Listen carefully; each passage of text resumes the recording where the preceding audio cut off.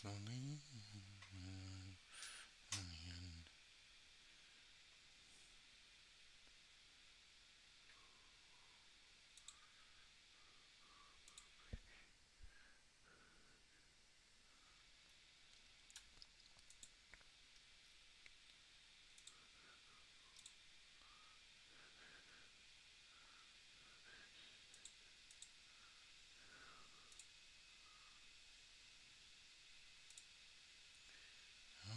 Slowly. All right, it looks like we are up and running.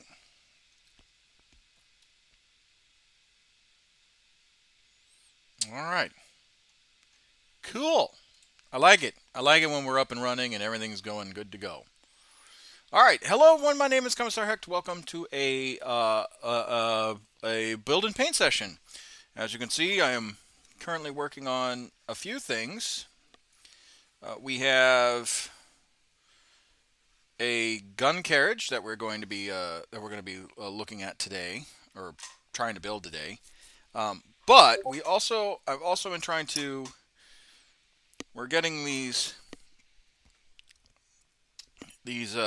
miniatures, more Imperial Guardsmen, probably built and clipped today.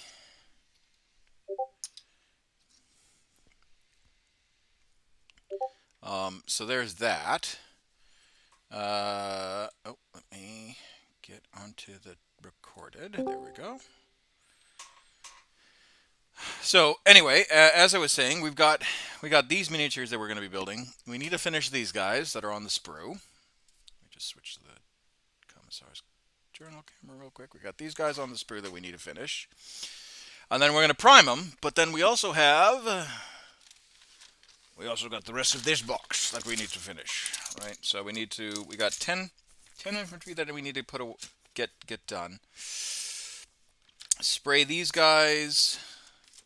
Spray these guys. And then build the gun carriages and another sentinel. And then that should be that for at least that bit. So yes, we've got some work to do. Yeah, but we got some work to do. So there's that. Don't mind me. So once I get these, probably want to get these 10 guys painted, or not painted, but built. At least the torsos, right?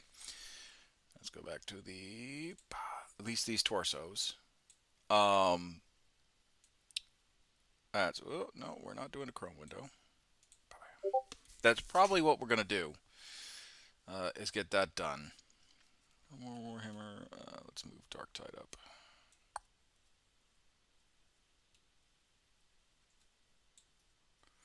And then Baldur's Gate.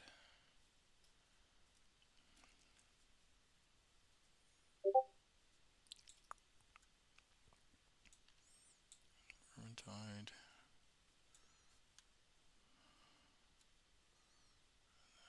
Star Wars Squadrons. And yeah, that can all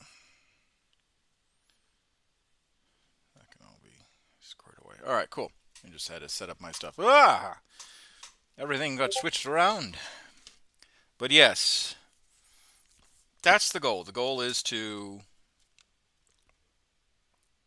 get everything done, build everything up, get everything done, spray it down, and then onward to the next thing. So that is the plan.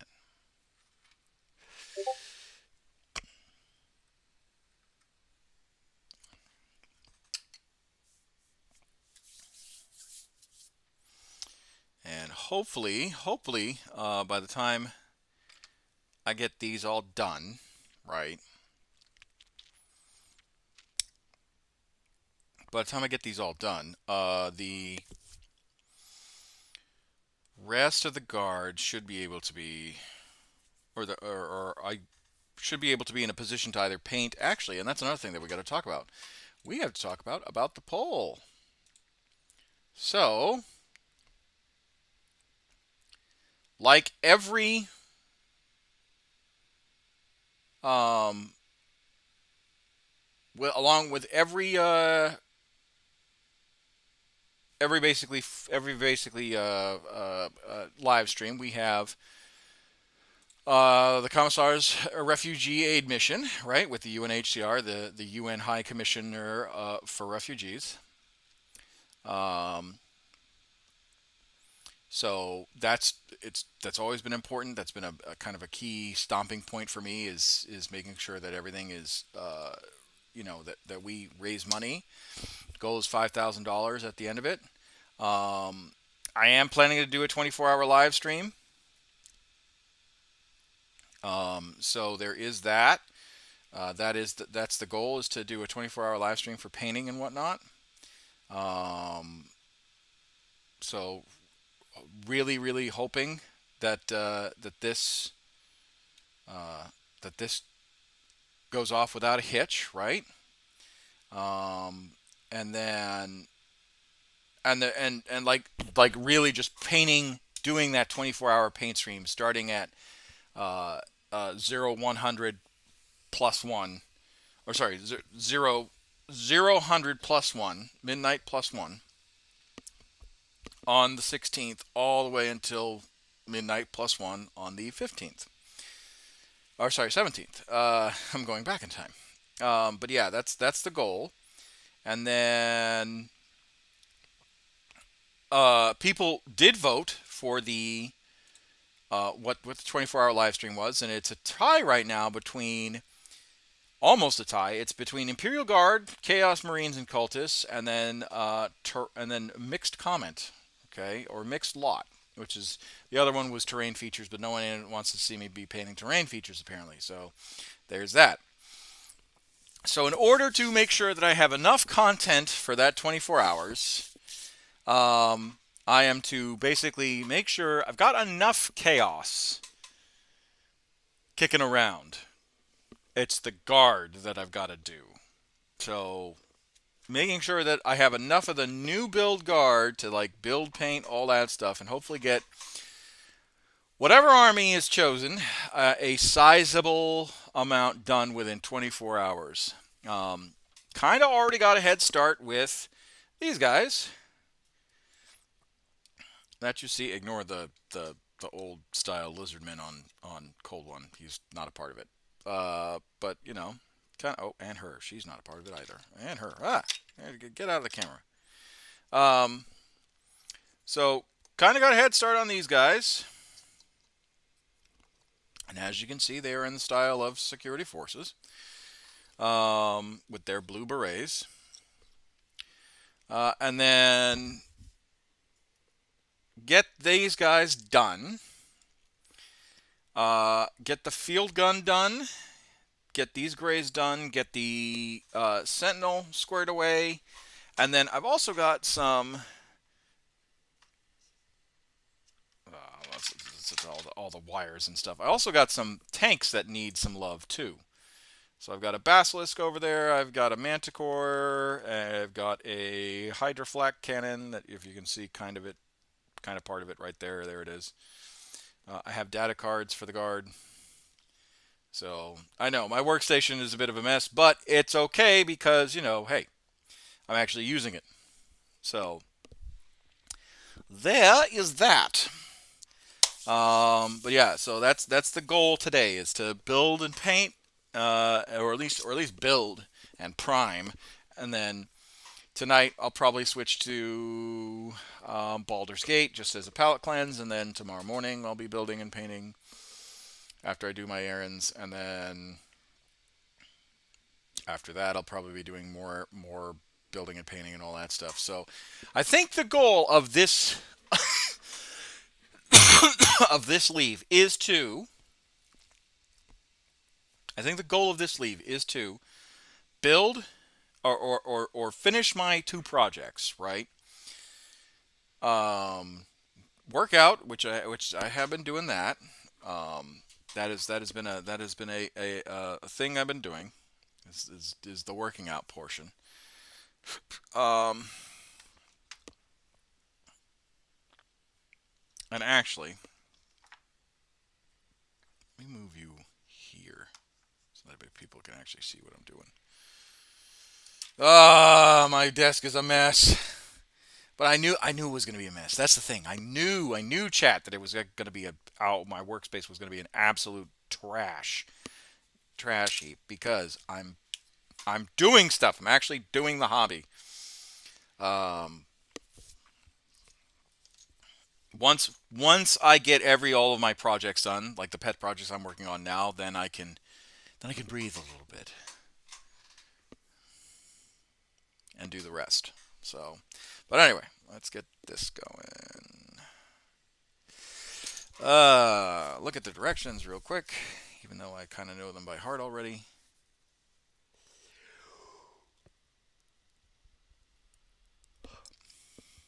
I think that's what I'm gonna do with this model. Have a pistol.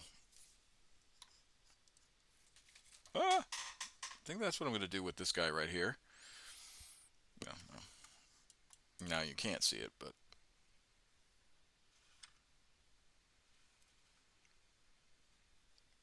this guy right here. I think that's what I'm gonna do. Let me turn off this light because it's bleaching out. Okay, there we go. I think I'm gonna put this model because I've got an idea. So they're like I said, they're all gonna be security forces, security forces with berets and whatnot. But what I think I'm gonna do is I'm gonna put this model. He's gonna be doing. He's got a sword. Aiming at the. Or not a sword, but a pistol aiming down the sights, right? And they're gonna be loading whatever cannon I think I'm gonna put on it. I don't think I'll put on a few replacements. Oh, goodness gracious me, a few replacements on the base as well. Maybe a sandbag or two for blast mitigation. But yeah, I think that's what I'm going to do with that one.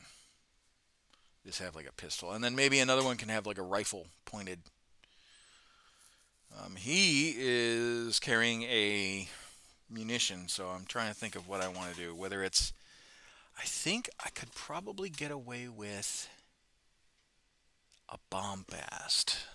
Yeah, that's probably what we'll do.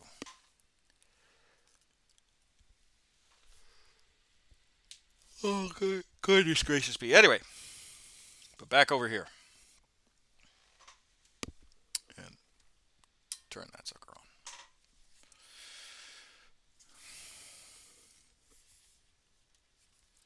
But so you folks know, it's not all me just sitting down and doing stuff. I also have to work out a little bit. So every hour on the hour, I'll be doing some push-ups and some not lunges, but squats, push-ups and squats, just so I maintain my physique.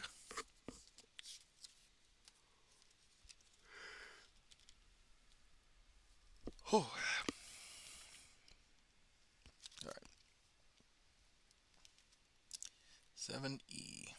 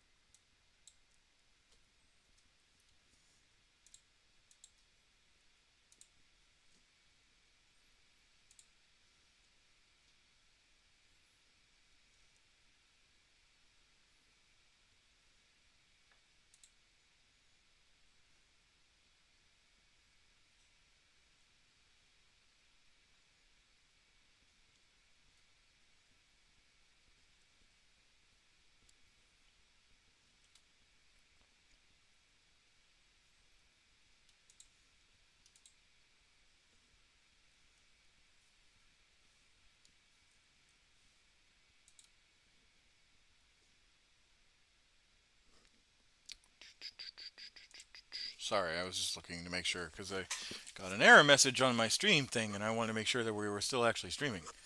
All right. Seeing as we're not painting, we're just building, we can move this over here for right now.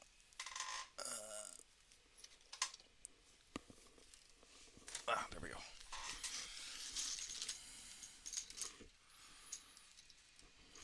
Well, bam. I can see that better. I don't know what that piece is. We'll have to figure out what that little piece is.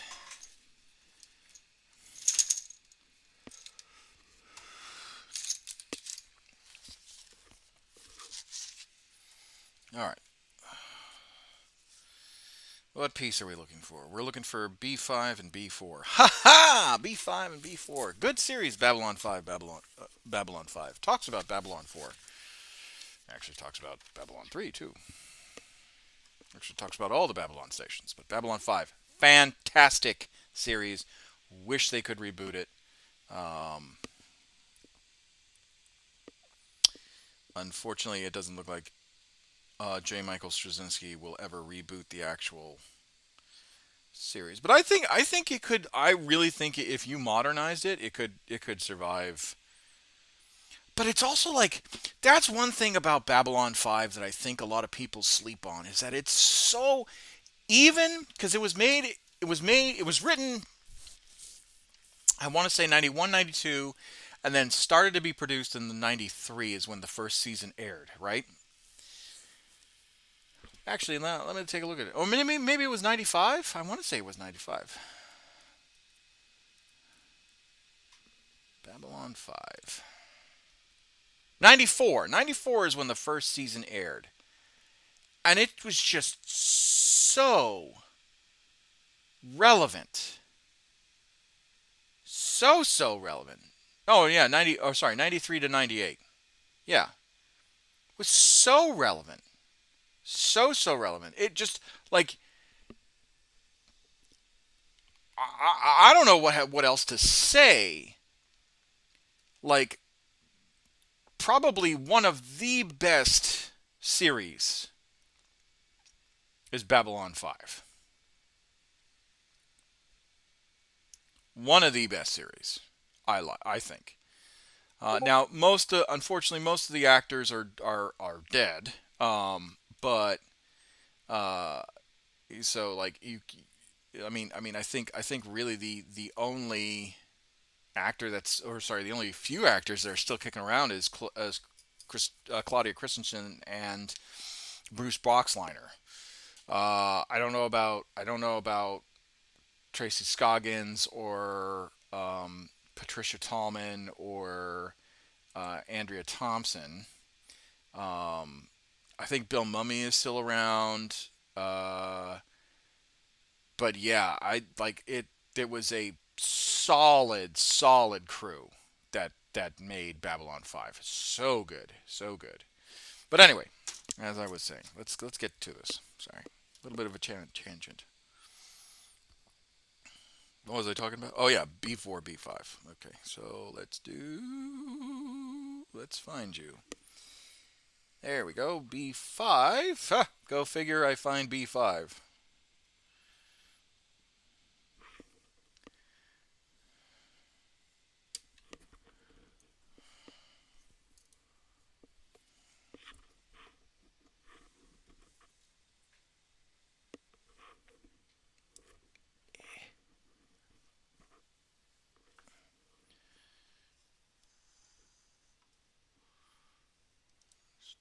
There we go.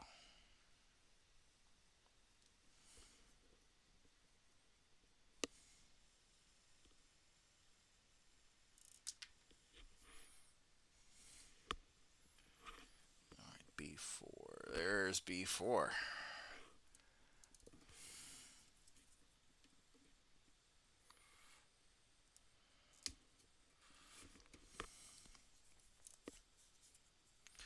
Not the one. Not the one. Oh, that was a good Zathras. That was a good character. He was a fantastic character. You talk about some good, like, I love Warhammer 40K books and whatnot, but let me tell you, J. Michael Straczynski could make some compelling characters.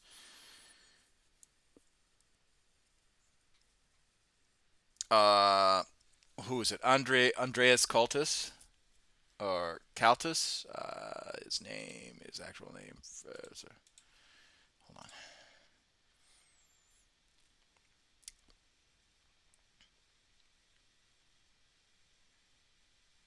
Yeah, Andreas Katz. I want to say Katsulis. Katsulis was a fantastic actor.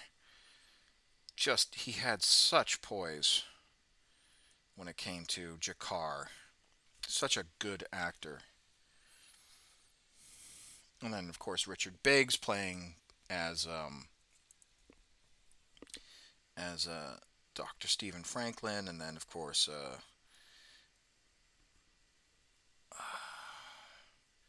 Marcus Cole. I want to say his name is like Jason something.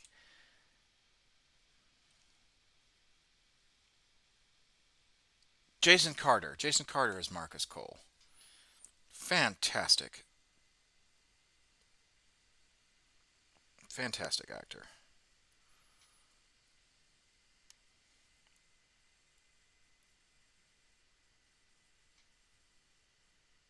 Love every bit of him. Every bit of his stuff.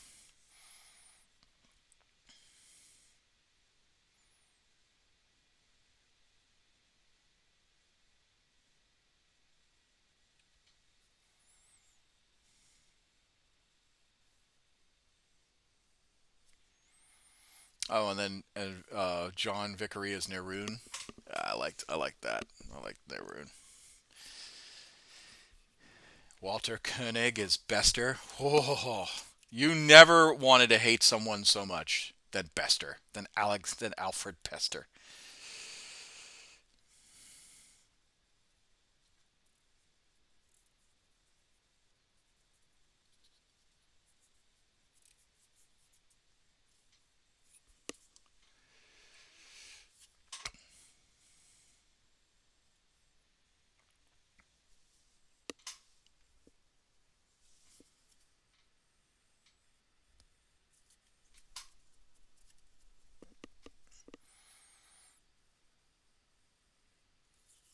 Now, I am not using the Games Workshop glue, primarily because I find that the Gorilla Glue seems to be better. Come on.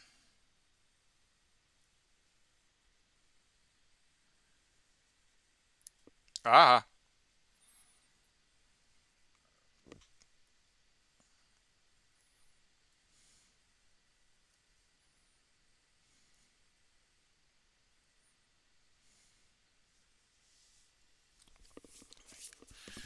there we go. First pair of legs down. Next pair of legs. Yeah, we'll do next pair of legs because I find that doing the legs first is probably the easiest. Okay.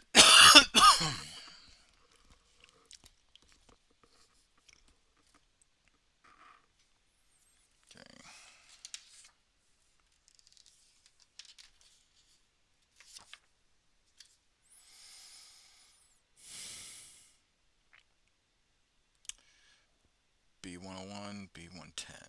Okay.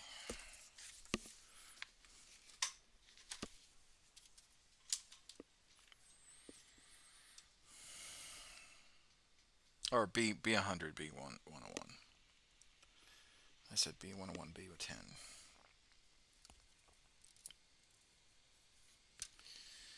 Right here.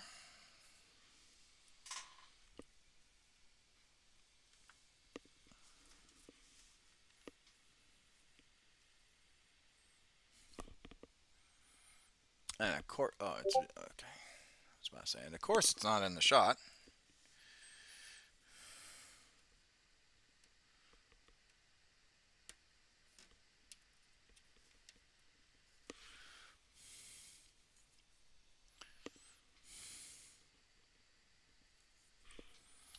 I don't know if I can.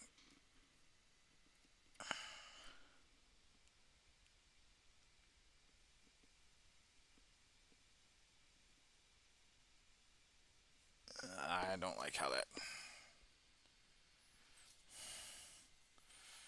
if I do...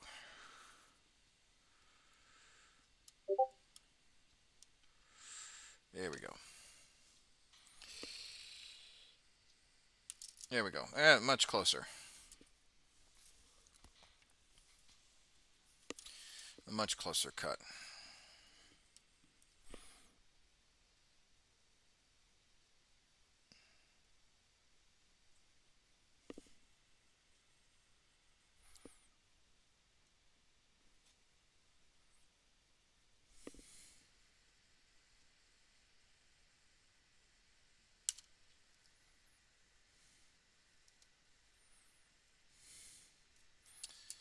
Is that just going to come off with a twist?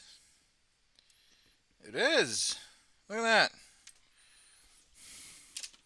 Rare when that happens, I'll tell you what.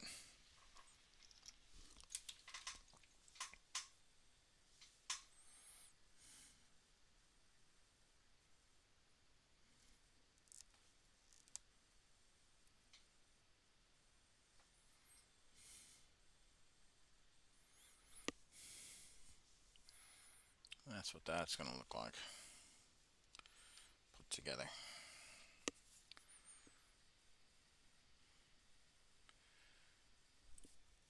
Just a little bit of glue. Line it up. Come on, cooperate. There we go. Sometimes you have to talk to your minis. You know, let them know that you're putting them together. And as weird as that sounds, I feel like, you know, occasionally figuring out, you know, the best way to deal with it. All right, next.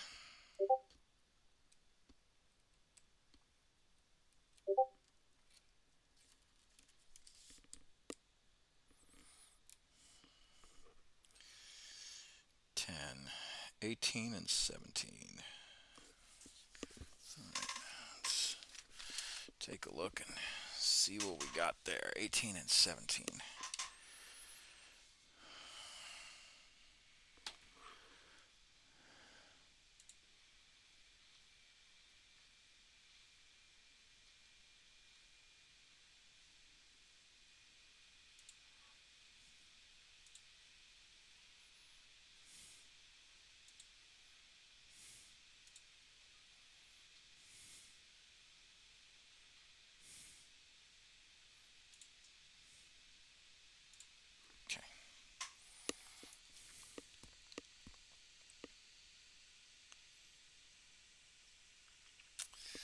Gotta find it first. There's 60 and 61.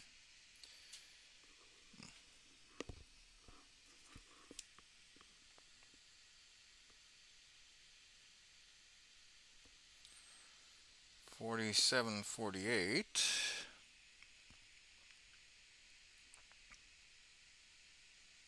Aha! Right here. Found it. All right.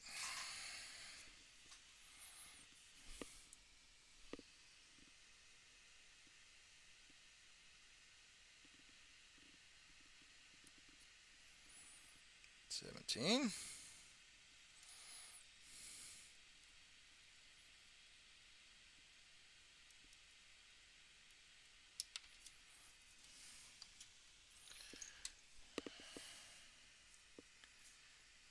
And then we're just going to take just shave a little bit. There we go.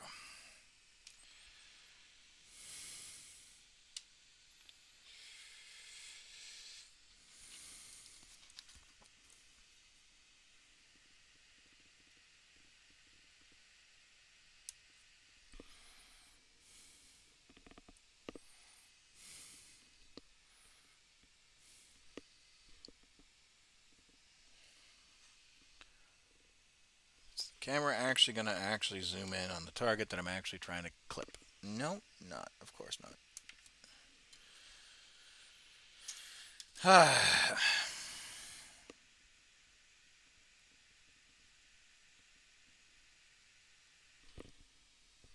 Oh no, but it wants to zoom in on my knuckle pretty good. Of course. Why wouldn't it?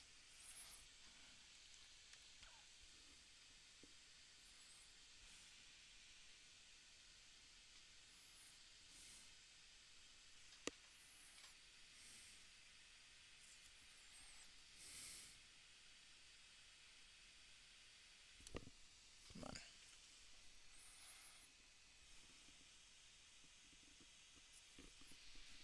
Are we already out of glue?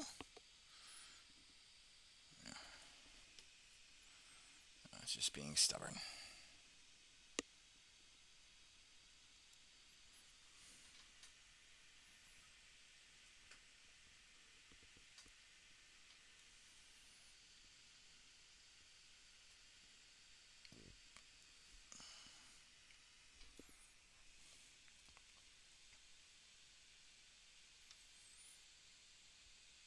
This one, yeah, that one's too dynamic. But okay, good. Good, they work. All right. What's the next one? So B17, B18. That one should be done. 28 and 29. I thought I saw 28 and 29 kicking around.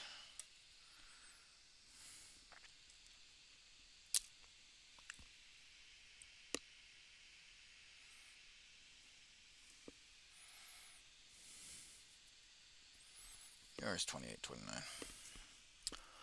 I'm getting.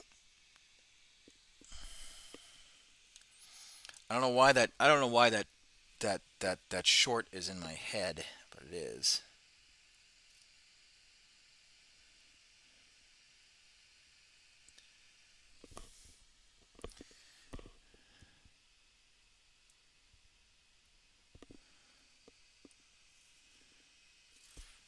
Bad cut. That's okay. No problem.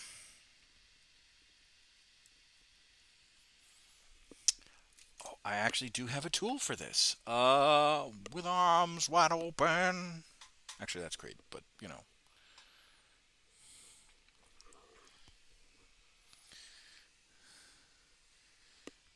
Where is it?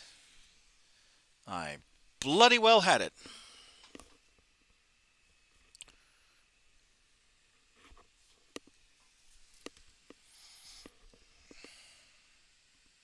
Well, that one came out clean. All right. Well, if I can't find it, that's okay.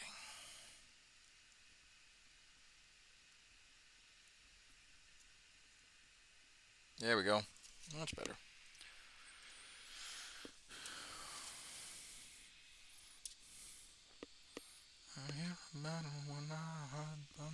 Actually, let me make sure what the weather is supposed to be like tomorrow, too. Weather.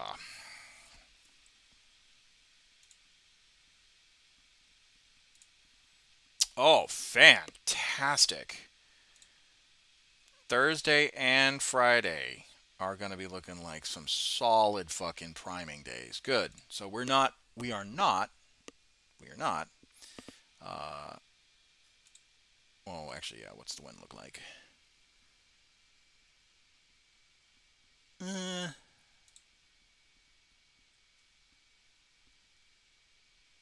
nothing too crazy.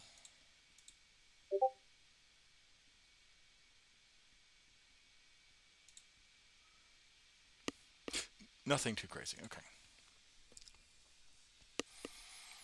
That's what I want to. That's what I want to see. Where was I? Yep, yep, right there.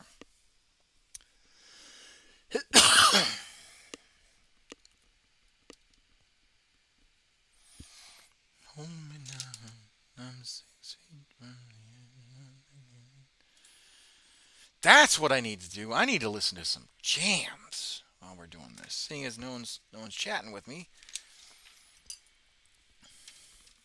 let's listen to some tunes.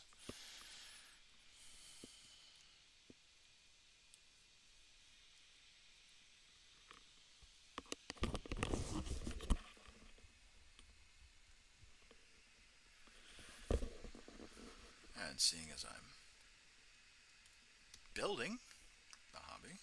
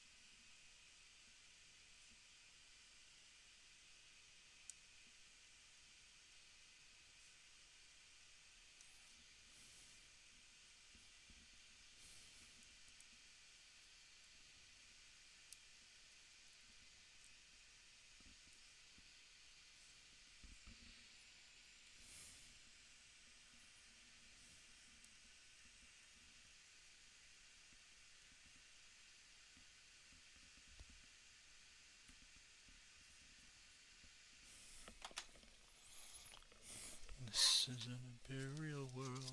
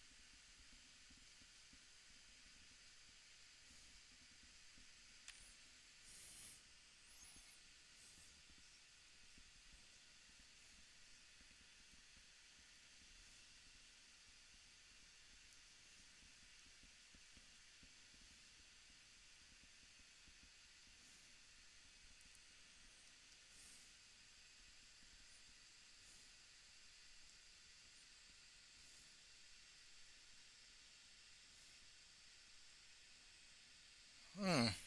Did I not? Did I not? Hold on. No? Yep, that's right. Okay, so why is that not?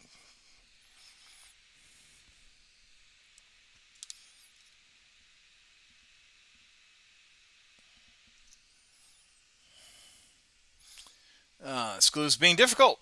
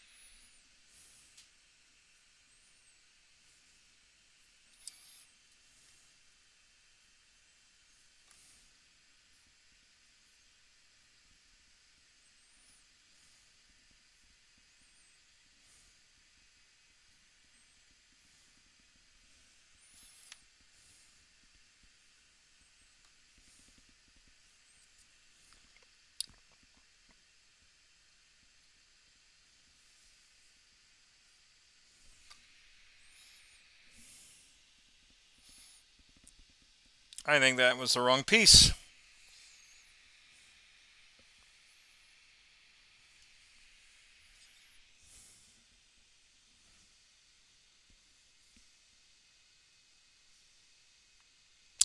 Yep, I cut the wrong piece out. Son of a gun.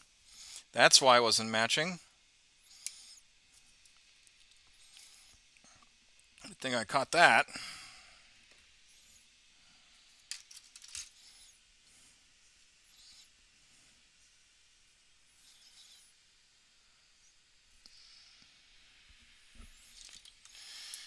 Ah. Whoa.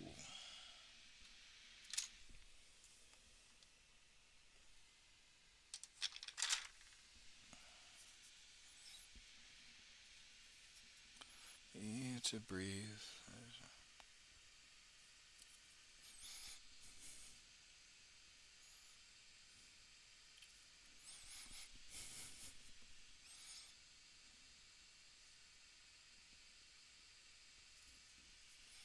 That's the good thing about Games Workshop product, is that you can always expect some modularity.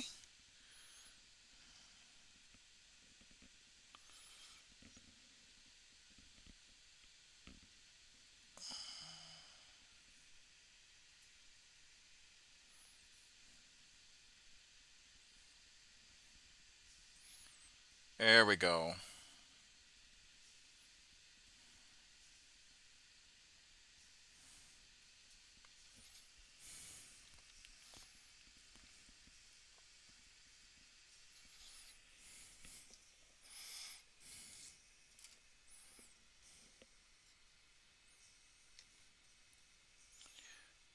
To see it through.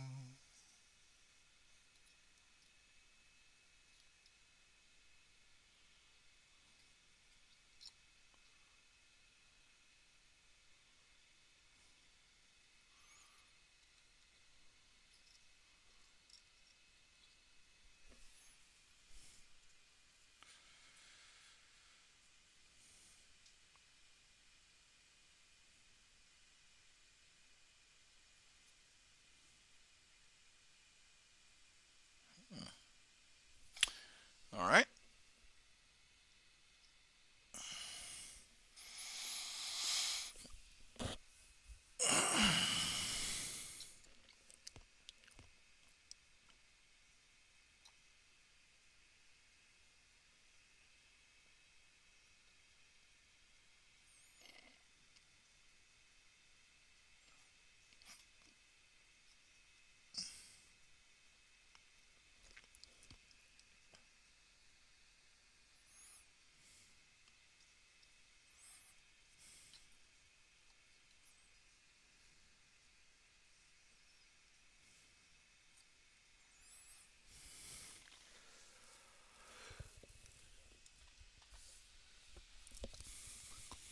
Tonight I'll be by your side.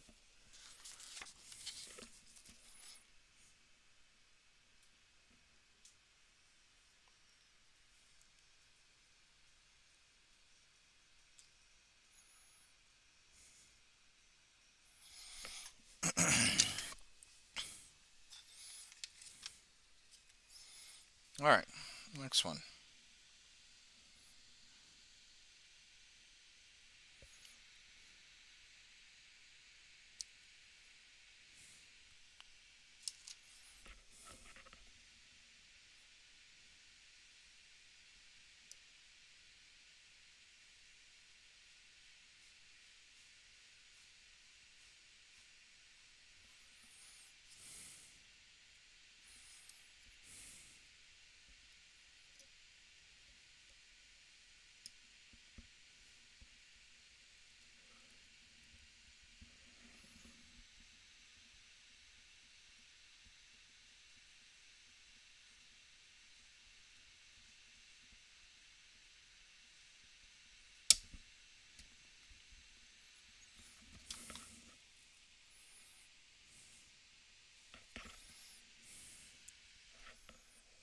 I'll be by your side.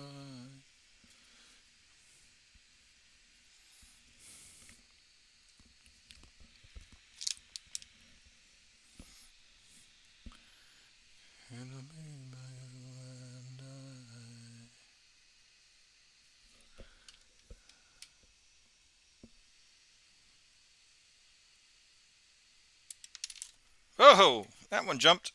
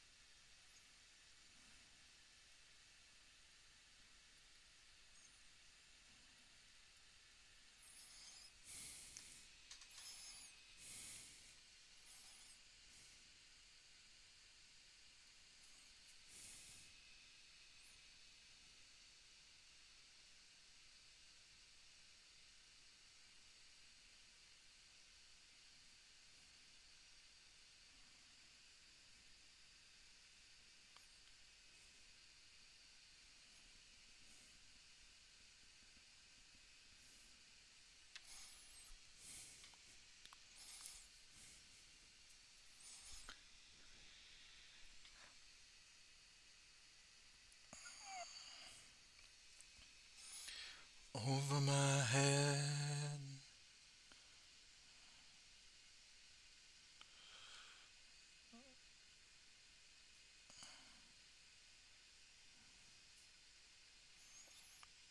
The stars are you and me, rockets to the moon. They've taken anywhere that I've been.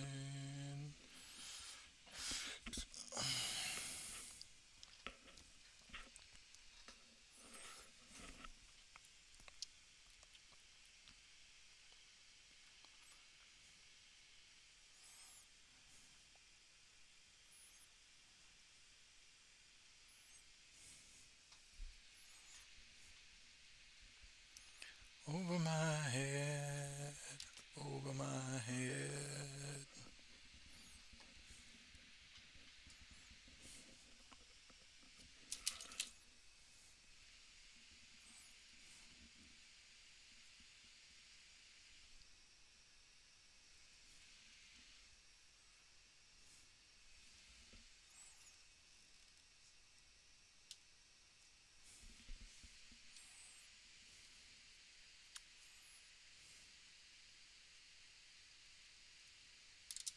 Up.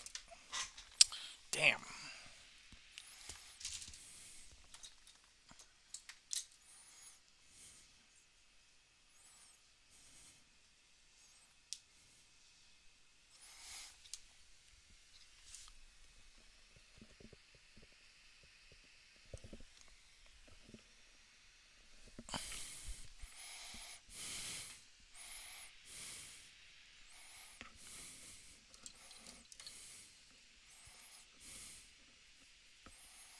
I'm in over my head.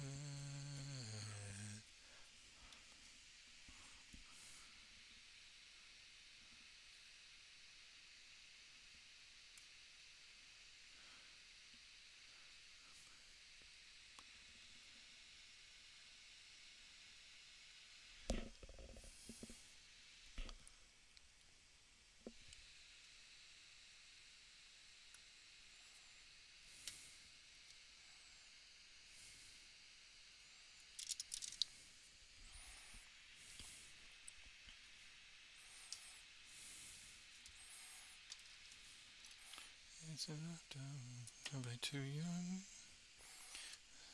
Not to go share, not to be then some.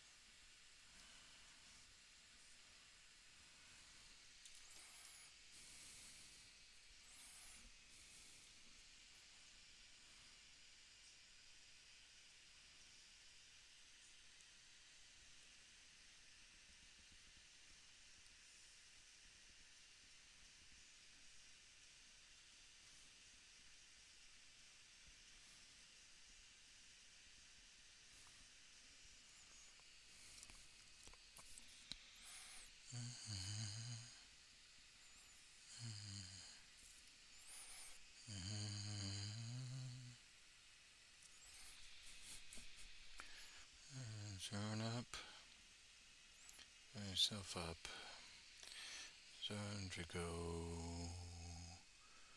We have those 5 voices down, no, we never to shout, no.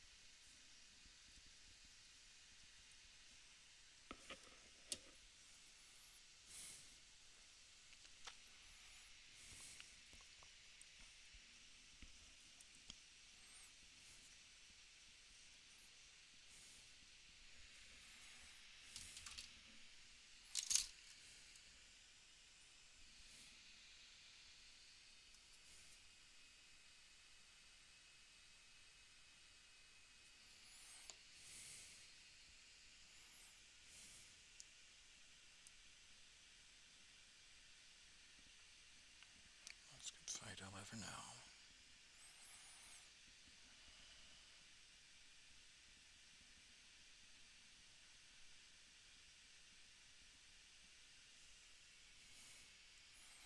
Two, three, four, five, six, 7, 8. 2 more to go.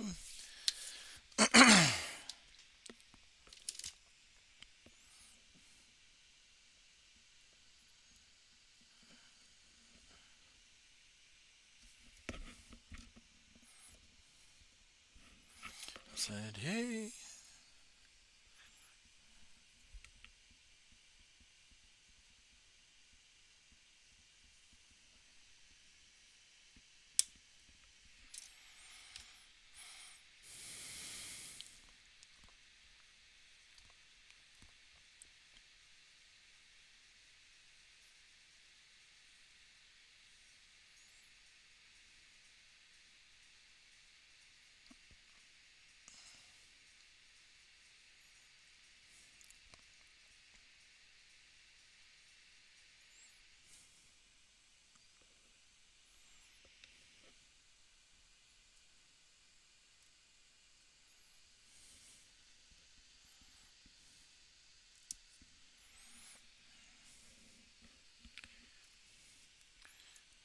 Set.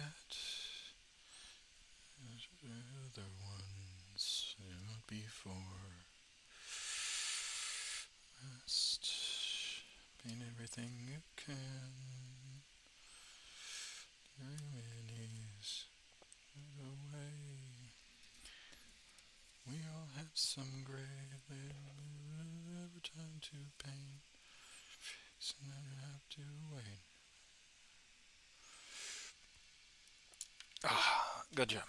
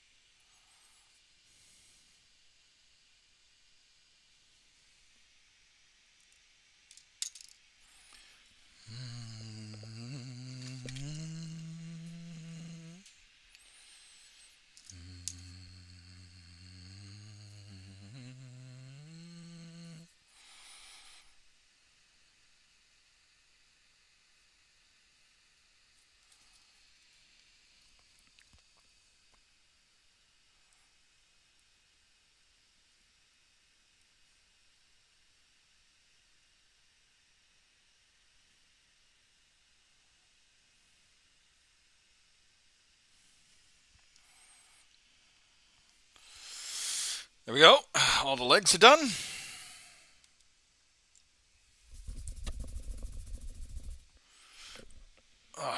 Oh, I got to do push-ups. Keep myself honest. I'm going to do them on camera.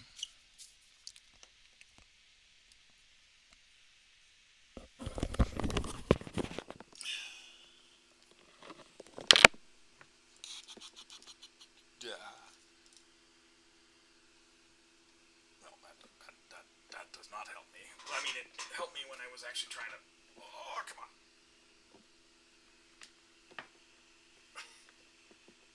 Alright, what's it getting stuck on? Ah, the HDMI cord. Crap. Okay.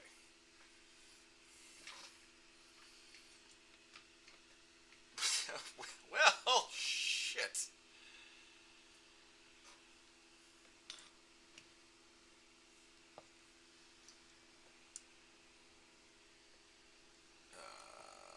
Oh, I got an idea.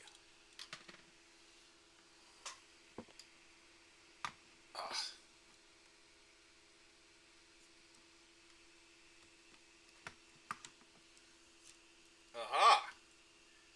That is how we will do it.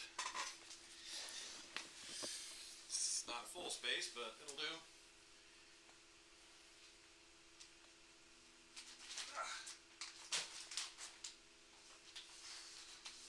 Alright, chest of deck. Well, let's do 10.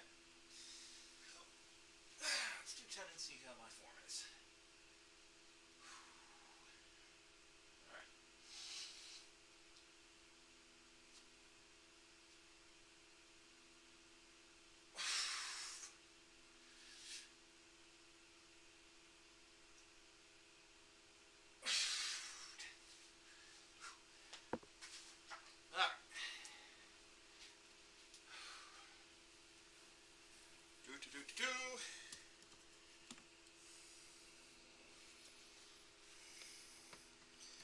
Oh, and I got to see the delay on that. That's cool. My form could use some work.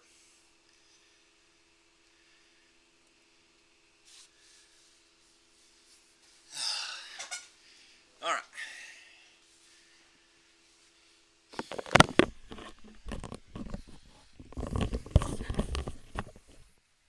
Note to self, make sure that the camera cord is free before I do the next set.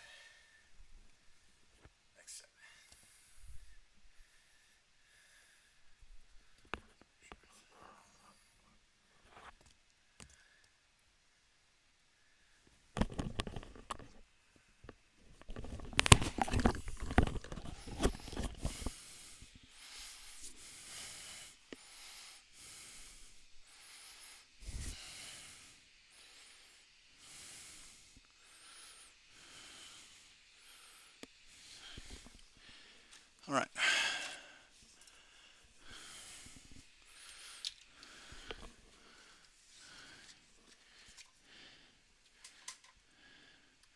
B3, B2.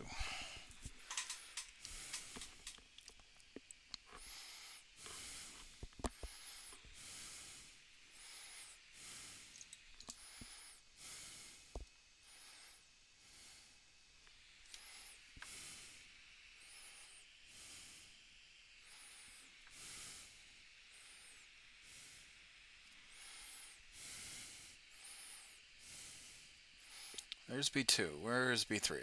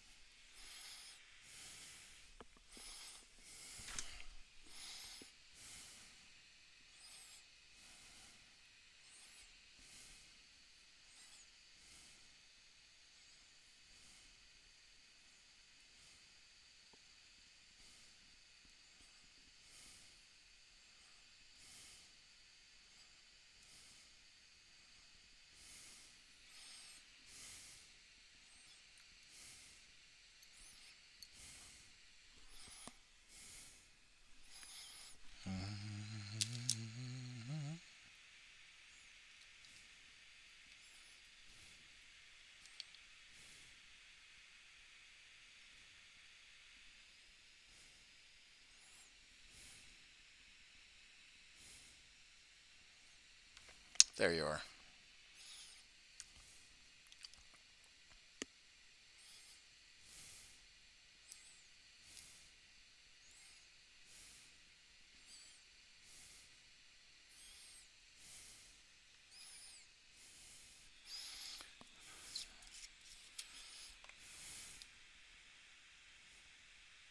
One for the boatswain and one for the mate. Sail by one for the man on sails all day. One for the sailor keeps him on game. One for the gunner who's well on his way. And another one just for good measure. Well, the cabin boy got promoted today. Sure, he's working his hands for the bone for his pay. None's in the ocean to dock in the bay. There's out in that land 7 months to the day. Another one's not worth the treasure. Let's go, boys. We're in under, and run through the thunder to bring us back home. Here we go, boys. He's crashing under. Oh, no wonder that we're not in the foam.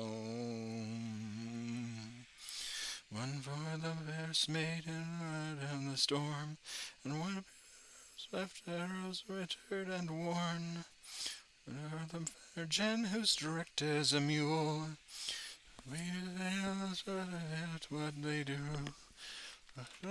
Back at his leisure.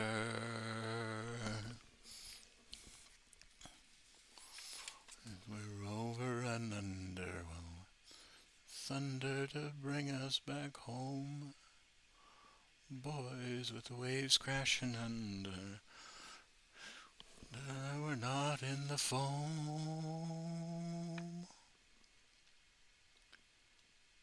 Is that 99.98? Okay.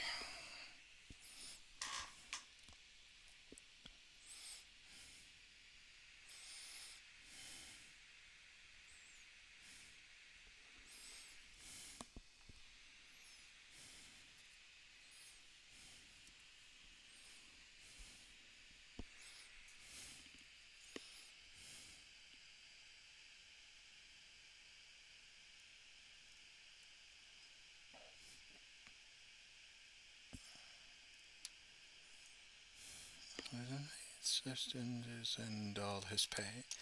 And secondary since rather than afraid. But there's the powder, this is soaked through and through. And on the town, so it's long overdue. As if that's been the pleasure. Oh, boys, we're over and under. Thunder to bring us back home. Boys are rushing under. Wonder not in the foam. Under our home. We roam.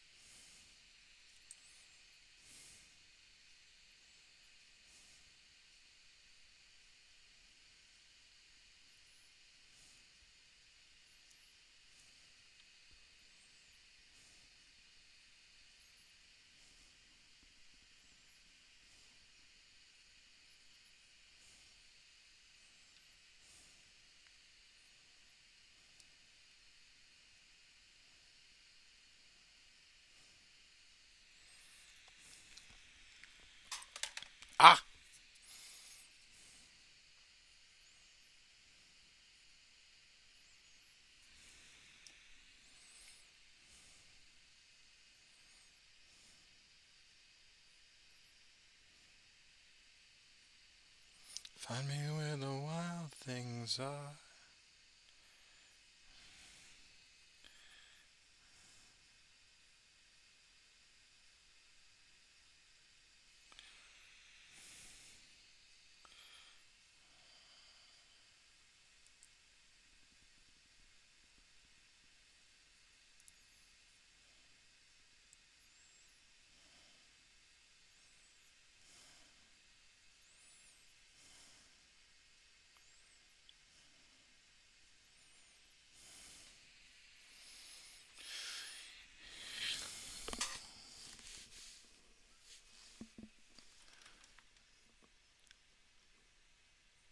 $15 and $16.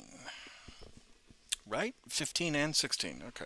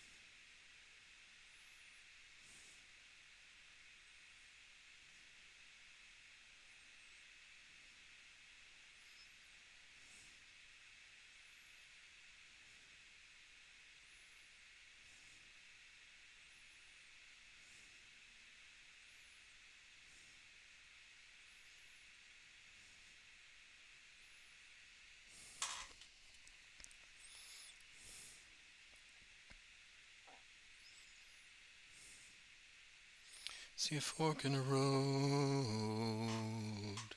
What earth I'm taking. But my conscience is broke. And I don't know if I'm gonna make it. Yeah. Another life from a lover's side. But I'm away, my hands are tied. And up, I'm saying five for me.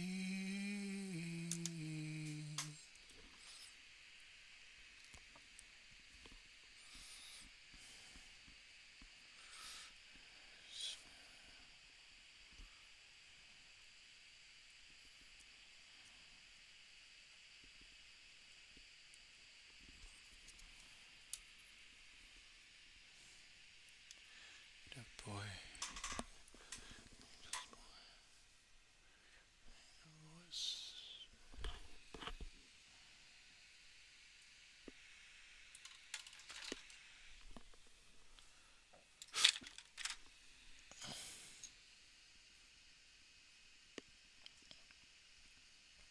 Nope, that's not it. I see a fork in the road. No path I'm taking. That's not it either. But my compass is broke. If I'm gonna make it. Yeah.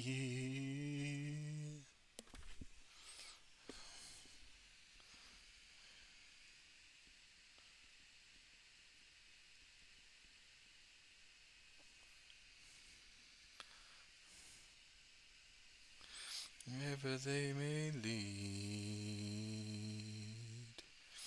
I'll find your tail lights. Try and match your speed.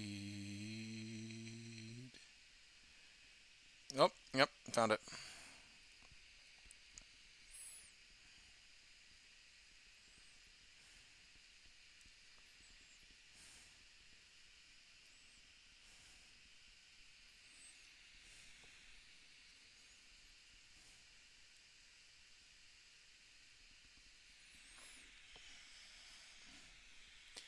Hey, Algie, how are you?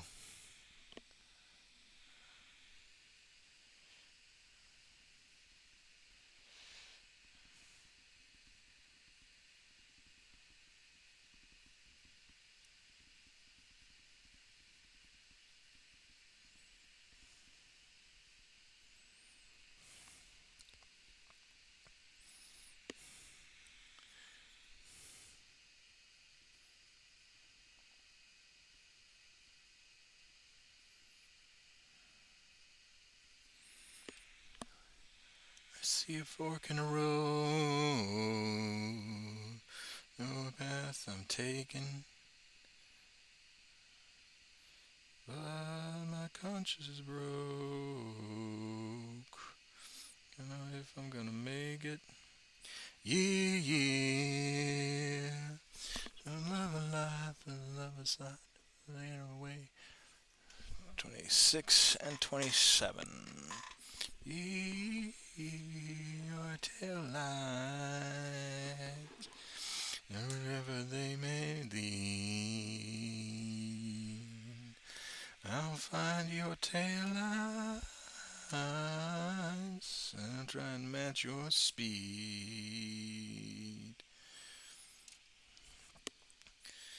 I don't use turn signals, burn those perfect view. Views. Oh yeah.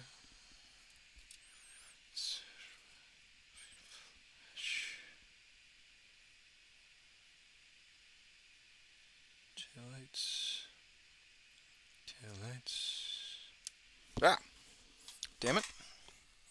Oh, but it fell just right next to my foot, so we're good.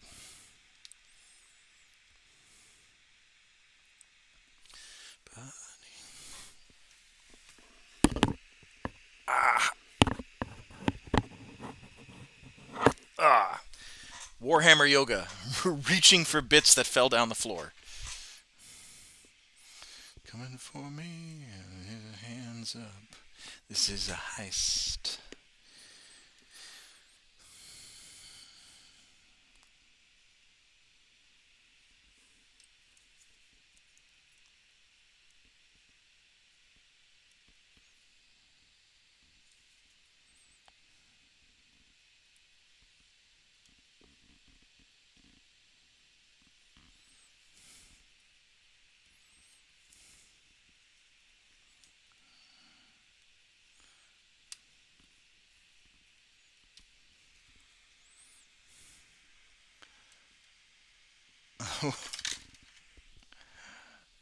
This is just unfathomable, just a beautiful apple peef.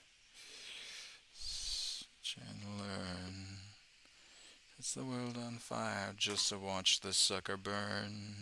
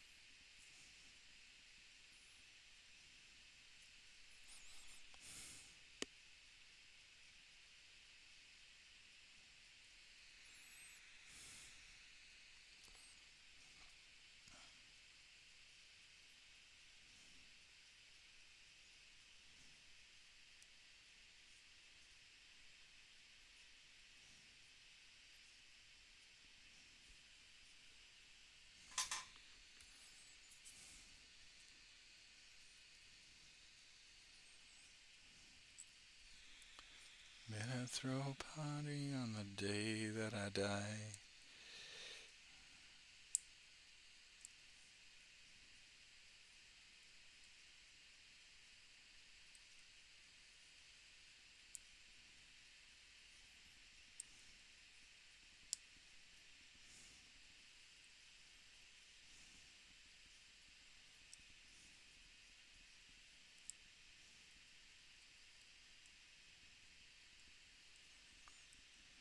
Mm. Son of a bitch. I made an error. Oh. Let's fix that.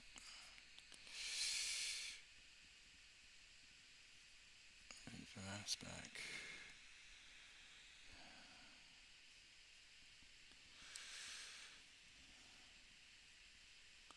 Gotcha.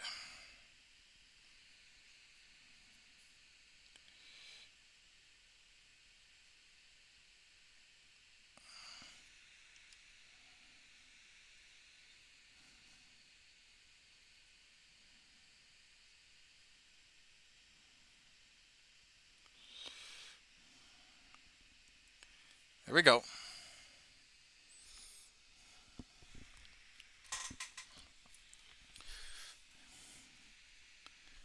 All right. And then we got 37 and 36.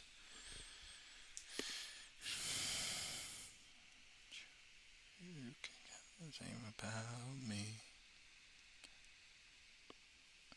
Feel lost and I feel sick at once.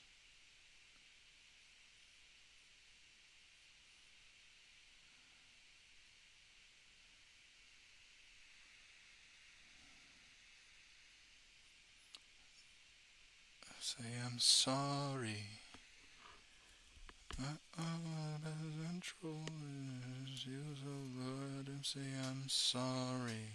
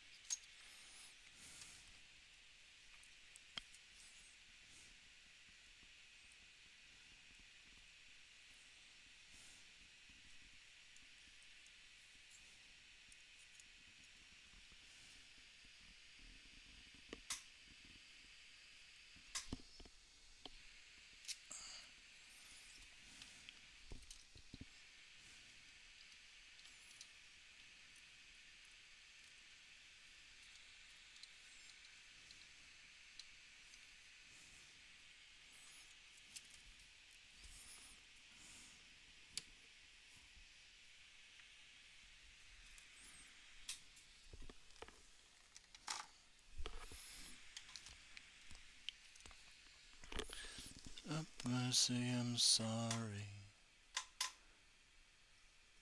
Miss control you, so good, and say I'm sorry. The best I can. I say I'm sorry. Control so good, I say I'm sorry.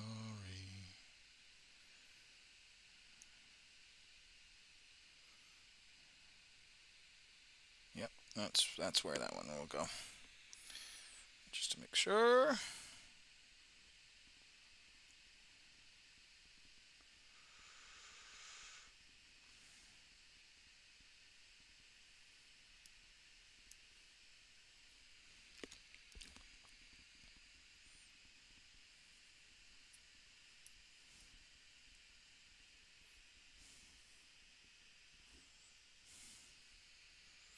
Dry fit, people. That's how this works. Yep. Okay, cool.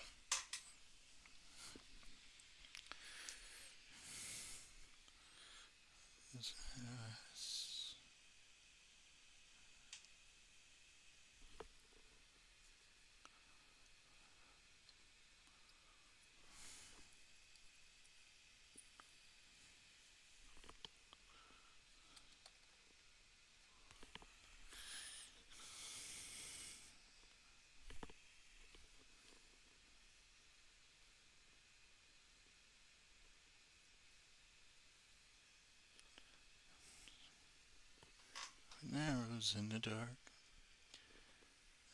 I see inside your heart.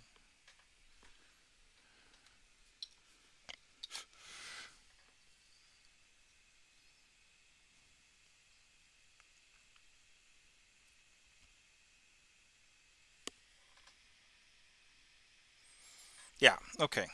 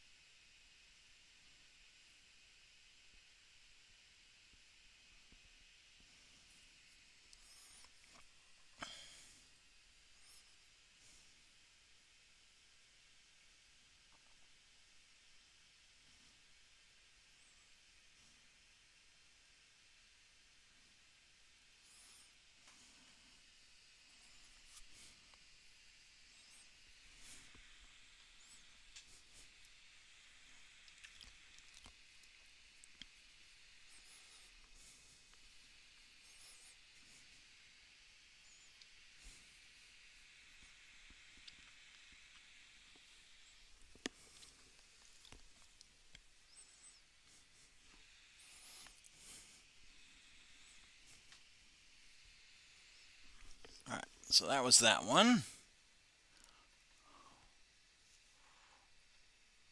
46 and 45.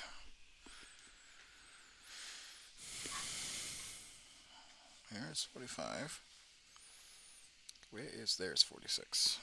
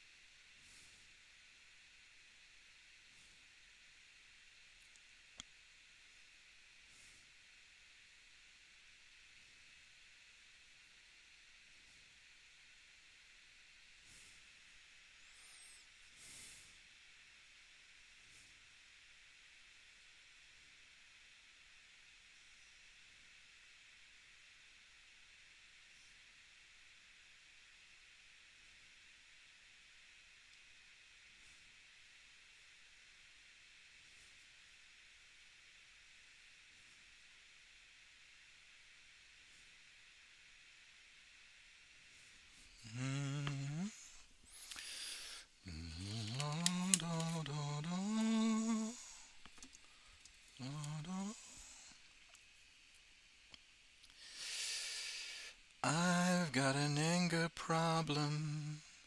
I've got a selfish need. I've been my breakfast to watch my true colors bleed. I've got a race for failure and find it in everything. I have a voice inside me saying I can be more than me. You can let go if you want to.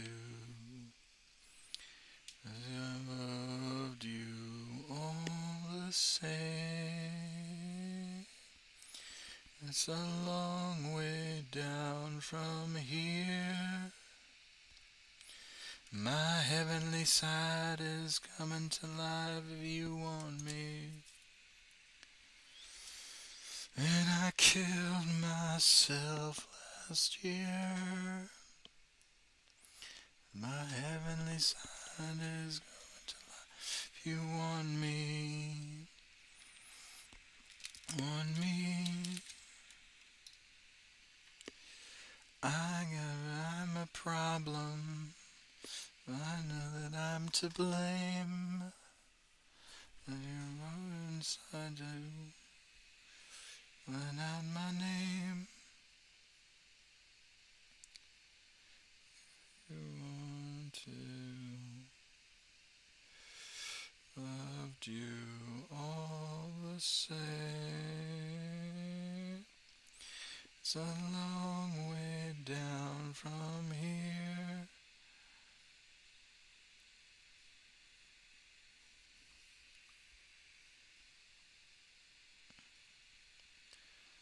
And I killed myself last year. And my heavenly side is coming to life if you want me. If you want me. There we go.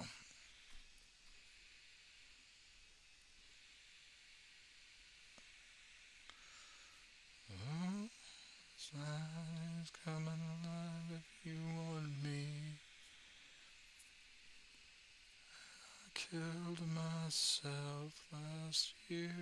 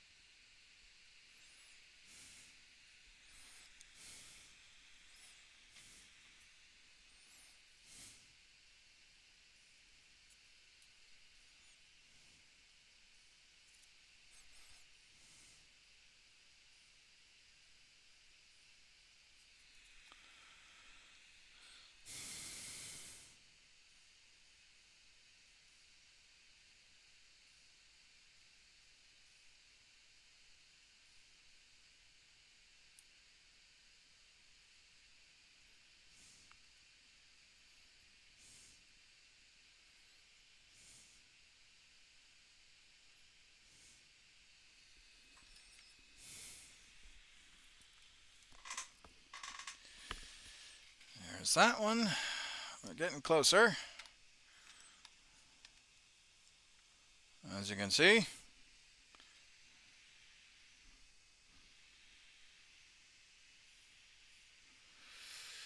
Put these guys on bases.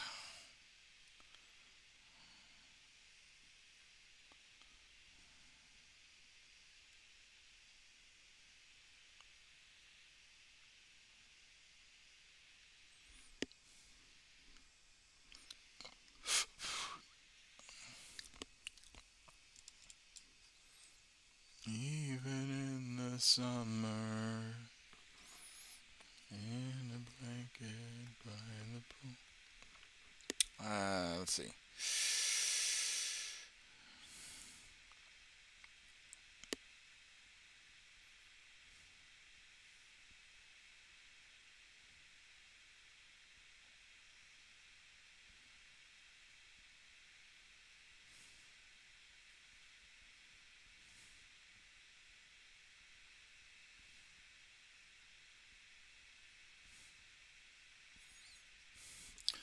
Just the age of 16 when I first went on the drive.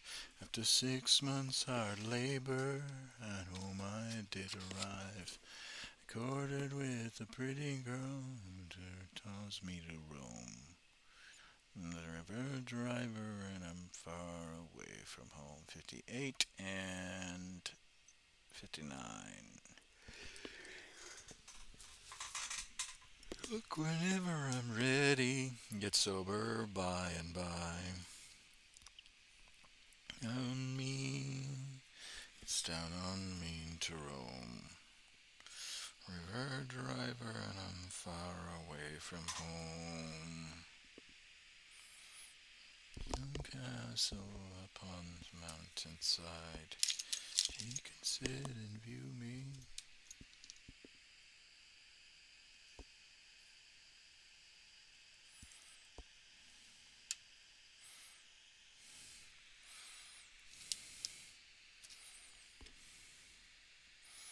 Late when I am hungry and I'll drink. Whenever I'm ready, it's sober by and by.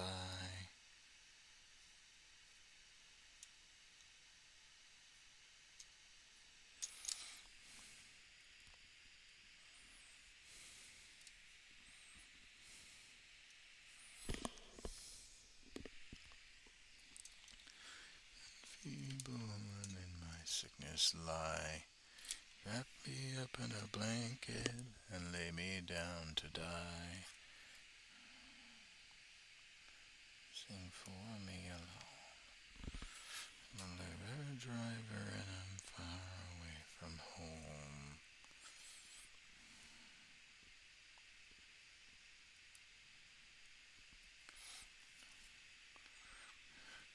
Get sober by and by.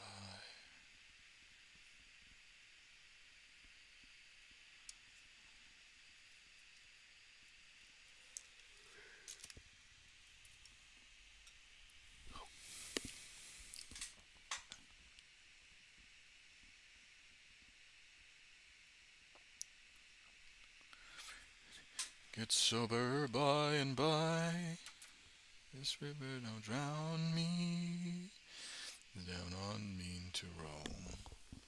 I'm a river driver and I'm far away from home.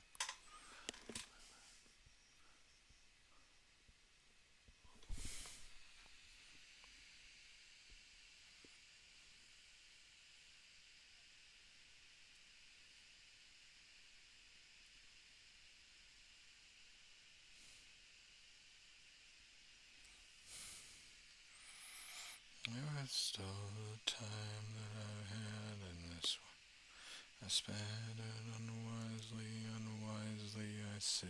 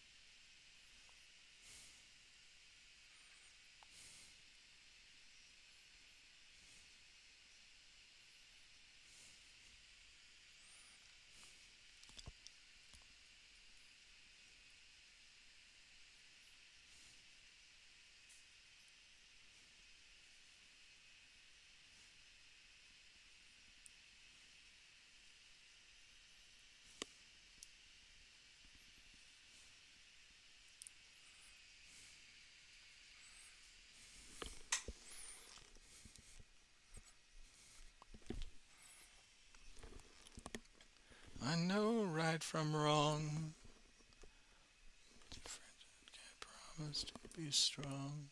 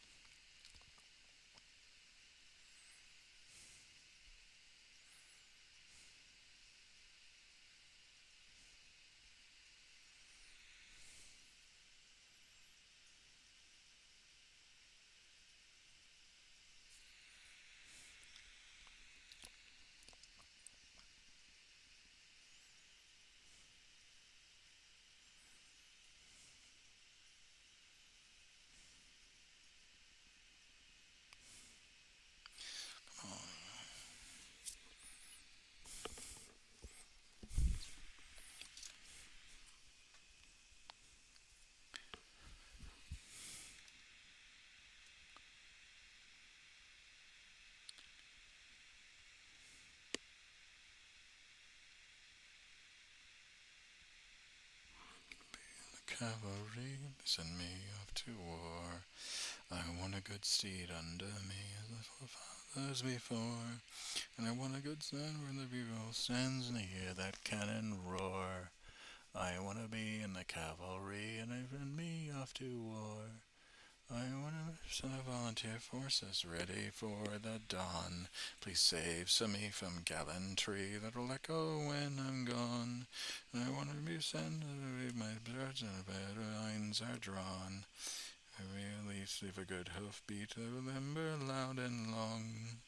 I want to a soldier making a velvet slow at march. I'd be sick on a navy ship and he would leave me parched.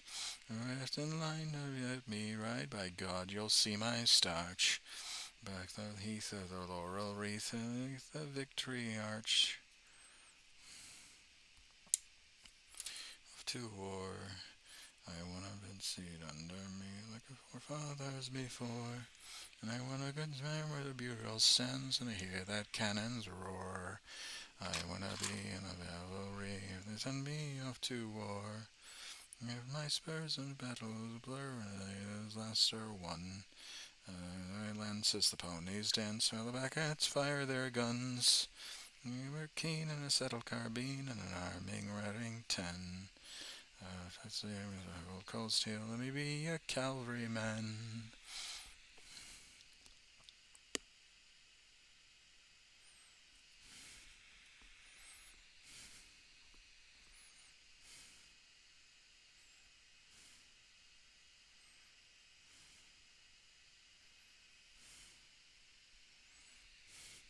I wanna be in the cavalry if they send me off to war. I want a good steed under me like my forefathers before. I want a good mare when the bugle sounds and I hear that cannon roar. I wanna be in the cavalry and they send me off to war. I rest boots and stirrup my boots and place them back to front. Won't be back from the rudderless black when I finished with my hunt. I wanna be in the cavalry, they just go off to war. I wanna be in the cavalry, they won't ride home no more.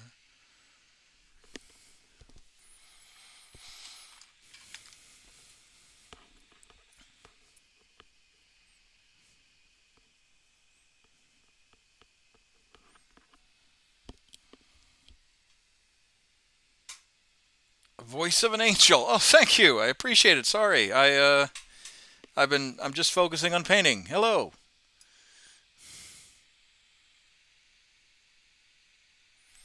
Or not painting, but building. I appreciate the compliment. I didn't think my voice was that good anymore. Twilight.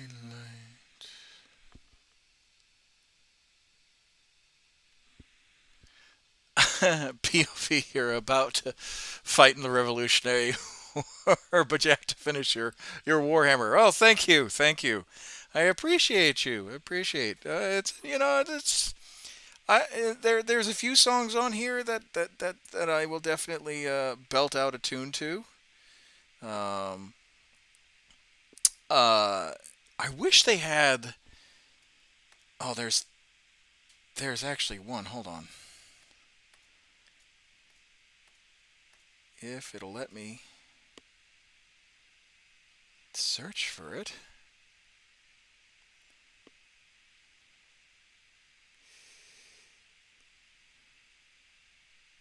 Oh, I could do that one. I could definitely sing that one. But I also have to like water up the pipes. Probably should drink some water real quick.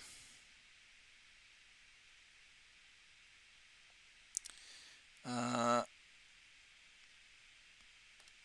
okay, I'll just go to it instead of searching for it. Cannot decode. Ah, don't tell me that. Don't tell me that. Always wanted to try out Warhammer. Well, if you are interested in learning about Warhammer, I can certainly talk to you about it.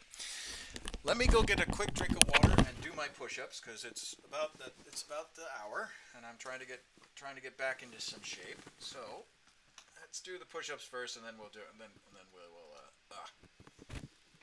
talk about it. And then we're doing chest to deck push-ups, full chest to deck push-ups.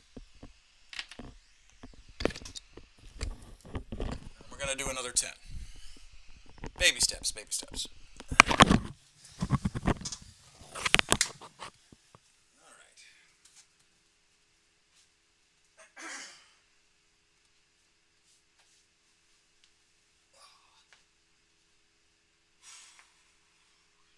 Trying to get rid of the dad bod and get a damn bod. All right, let's do this. 1, 2, 3,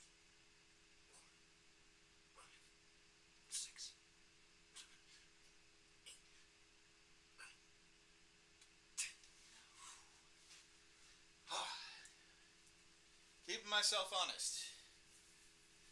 Keep my machine. Oh, thank you. All right, let me get a drink of water real quick.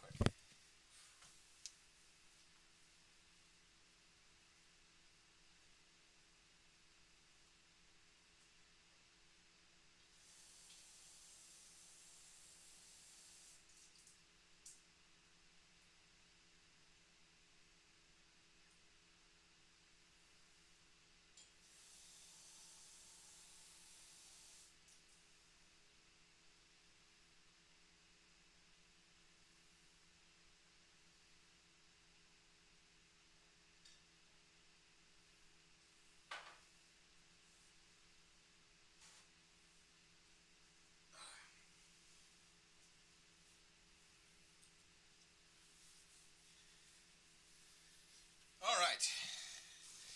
Back at it. All right, so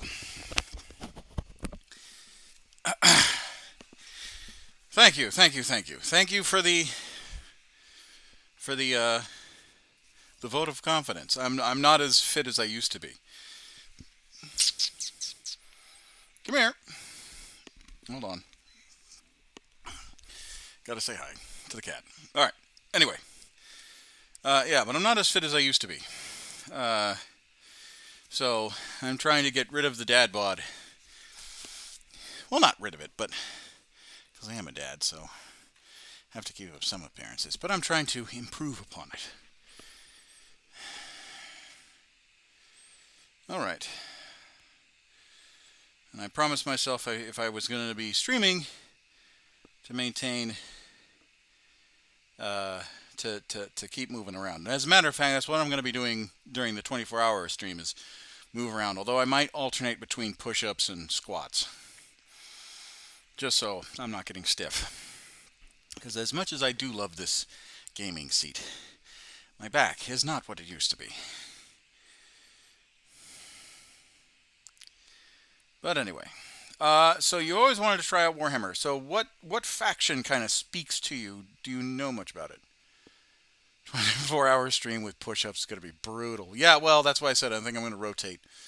You know, every other hour do push-ups, and then every other hour do squats. So, that way I have some range of motion. I have motion up in my back, and then I have motion in my hips and legs.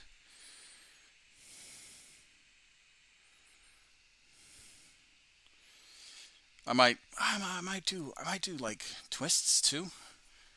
Like sit and do twists, 20 of those, just so I can have some core.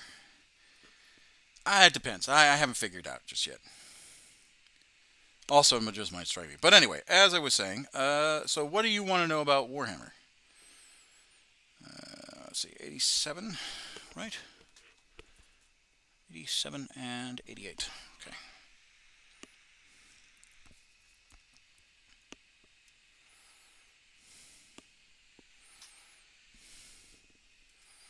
Probably help if you saw what I was actually clipping.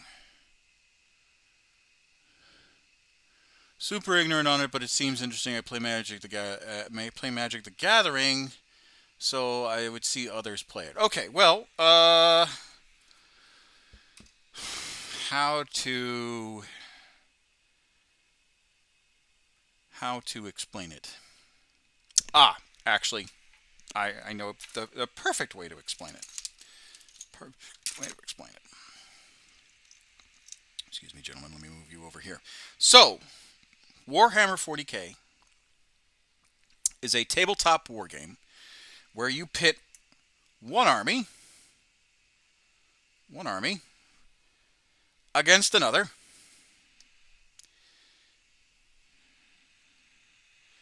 and you roll dice, right? I'm just trying. There we go. One army against another, and you roll dice. You use measuring tapes. You roll dice to see. Well, first you use measuring tapes for the distance of the weapon and the distance of the movement characteristics of each model, and then you use the dice to figure out if they manage to hit, if they manage to wound, if the person who's wearing armor manages to save from that wound, and then the other person, and then depending on the phase of combat, you have you then get your strike back. So if they are in actual base-to-base contact in melee, they're considered fighting, right? They're considered actually fighting. So whoever charged first, or whoever initiated the combat first, they go. They get their charge first, unless this particular model or that particular model had some sort of ability to stop that from happening. And you roll dice, you roll to hit, you roll to wound, and then they roll their armor save. And the same thing, they roll to hit, they roll to wound, and then you roll your armor save. And the same thing goes for shooting. But it's basically a tabletop, think of it like a giant version of chess. It's just tabletop, except you've got armies, and each army has a points cost, right? So if you have a the army could be of different sizes, right?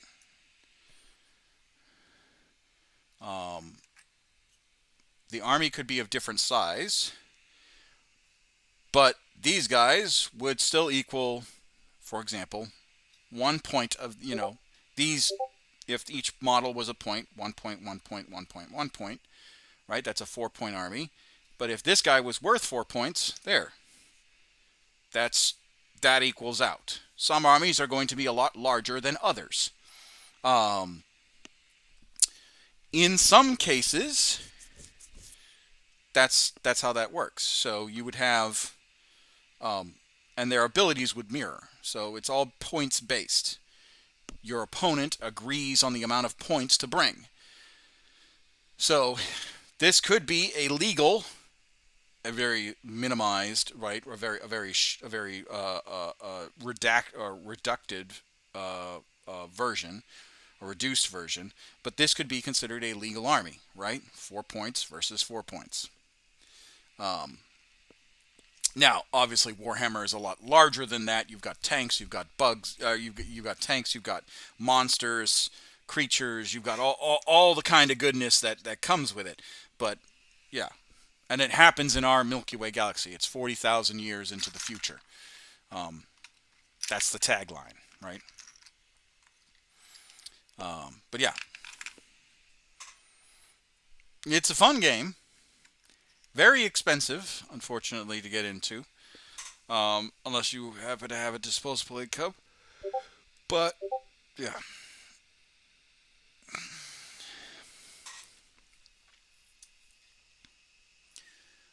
Does 4-point attack 4 times or do? Oh no. So I was just showing you that if this model right here, right, was worth 4 points and was an army, right, and this model was only worth 1 point, in order for it to be a fair and balanced battle, you would have to have 3 other models to show to even out the point system, right? Every model is worth a points cost. Okay, so that's in general. But anything can attack anything. Yes, anything can attack anything. Is it wise to do so? Depends. So this guy could theoretically square off against a tank, right? Or these guys could square off against 1 tank, right? Are they going to be successful in fighting that tank? Probably not. Is the tank going to kill them? Probably so. It all depends on the unit, really. So your models have need to have, if you do start an actual squad, if you do start playing, you have certain designated models that are really good at anti-infantry.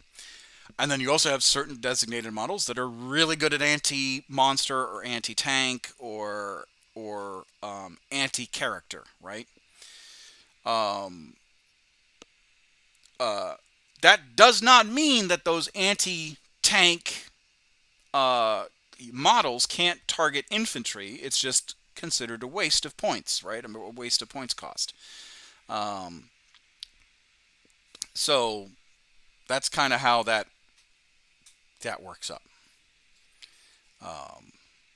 But yes, points costs. What would you say a starter build? Starter build to begin. How much? Okay, so that's kind of a loaded question. And I say loaded not as in like you're trying to trick me up, but loaded as in like, if you are starting brand new, your buddies don't have spare models that they can give you or anything like that, or you don't know someone that's just not in the hobby anymore and they can give you paints and all that stuff. I mean brand new. The first thing you would need to do,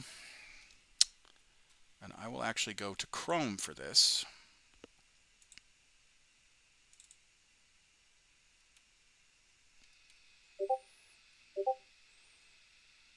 So the first thing you would need to do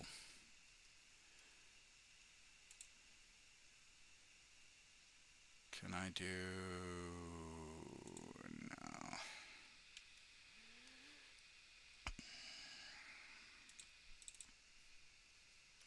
First thing is buy a tape measure. Well, yes.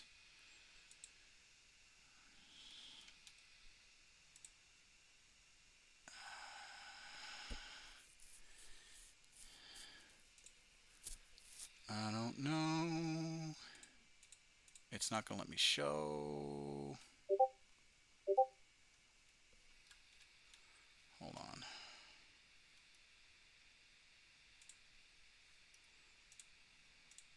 Let's open up a new window.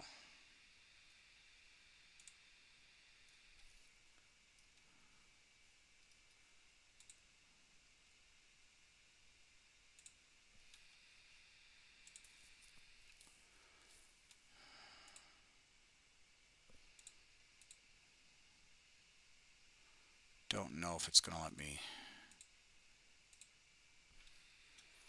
Can we do Opera? Let's see if Opera works. La, la, la, la. Discard.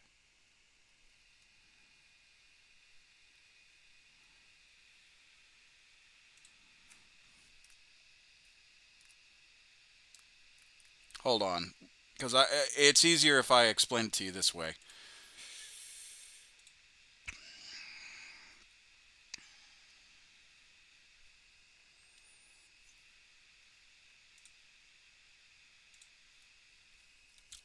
What country are you in, by the way?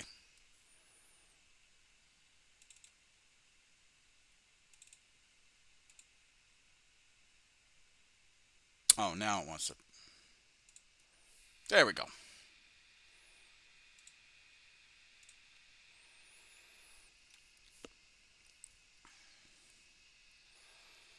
So if you what because if you're U.S. Okay, all right. So there are several. This is the Games Workshop website, right? There are several versions of Warhammer. There's Age of Sigmar, which is more of your fantasy.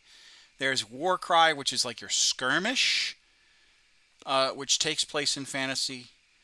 There's Warhammer 40K, and then Boarding Patrol, which is like a skirmish game, and then there's the Warhammer Horus Heresy, which is kind of the start of the 30K 40K storyline, and then there's Middle Earth. So if you want to get your Lord of the Rings fix in, that's how you do your Middle Earth stuff. But for the sake of argument, let's say you want to do just 40K. You want Space Marines and space lasers, right? So for you, all I know is the Emperor of Man. So that is Warhammer 40K. So for you, if you wanted to get started, right? And you didn't have a particular faction, the first thing I would recommend is the Get Started kit. All right? And yes, that is the expensive. That's how much it is. $255. Okay? It comes with paints, it comes with a trimmer, it comes with a brush, and you get a small battle board. You get some dice. Okay? And you get some terrain. You get some Tyranid, which in your mind think Zerg if you've ever played StarCraft, or if you've ever watched Starship Troopers. They're the bug. Think the bugs from that series.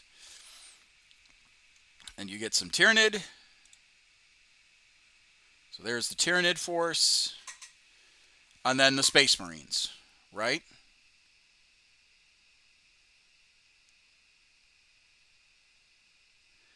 Damn, but with that, am I good to go?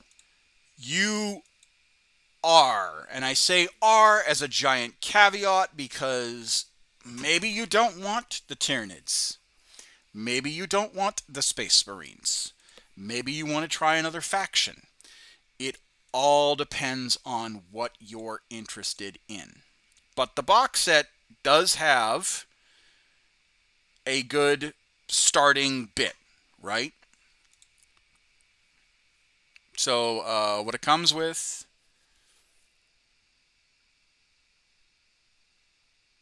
I'm ready to pull up with the start kit and get shit on.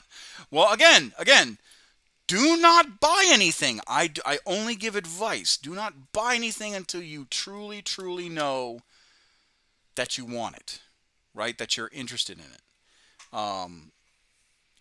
don't don't be that guy that just dives in to the universe without truly understanding kind of the commitment that you're in, because maybe you don't want to be Space Marines. There are other factions. Maybe you don't want Tyranid. There are other factions. Um, Kind of a good rule of thumb. Yes, the starter that get starter kit, that $255 starter kit is a good, like, if you're interested, that's a good, quote unquote, a good buy. But remember, you also don't have glue in here either. Okay, there's no glue in this set. It's just the paints. So you'd have to use glue. Me, I use Gorilla. I use Gorilla Glue. Games Workshop glue is fine. I just use Gorilla Glue. That's what I've got available, and it's cheap and it's readily available to me. Um, but yeah, um, you can that's like the recommended, right? You have your paints, you got your brush. What about the 110? So the 110, right? The 110 just comes with dice and measuring tape, a small little battle board, and what you see on there, right? Let's see if I can't zoom out. Yeah, what you see on there, which is the Marines and the NIDS, and that's it, right? It comes with the handbook. I think, what is it? I don't think it comes with the full rule book. Yeah, it just says 54 starter set handbook, right? Or 64 page handbook, right? It doesn't tell, the handbook is just the handbook, right? Now, where is it? It's a condensed version. I had it. It's a condensed version of the manual that I have. Whoopsies. Let me switch back to the painting. Actually, let me switch back to the journal real quick. So it's a condensed version of this manual, right? That's the handbook. It'll tell you everything that there is to do, gives you the rules and everything. So you're not missing out, except for like the fluff at the beginning of the book, right? So the fluff at the beginning of the book is talks to you about like the different factions. For example, the Custodes, or the Ogrins, right? It all depends on, the handbooks are just going to give you a condensed version. It's still going to tell you all of the rules and whatnot, how to play, but nothing too fantastic, right? But then again, it doesn't come painted. You don't have the paints to paint everything. All of these models that you see come in the standard gray that you saw on my stream earlier, right? The gray little plastic guys, right? They just happen to be bugs. What's my faction? My faction is the Imperial Guard. So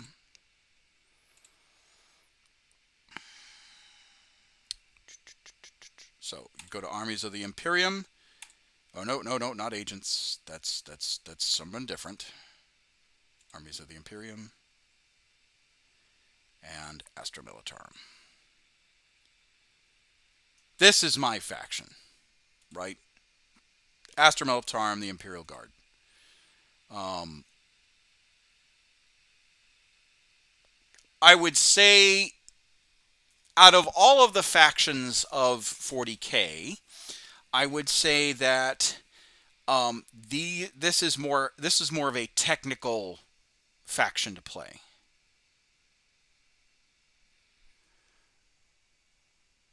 You've seen a cosplay of this, or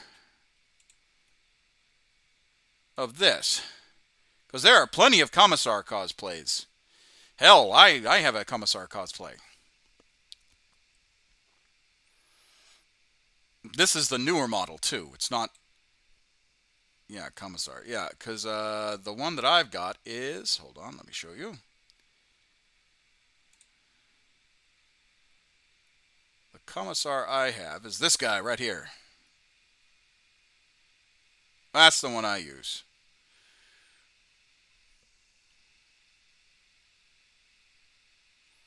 Um,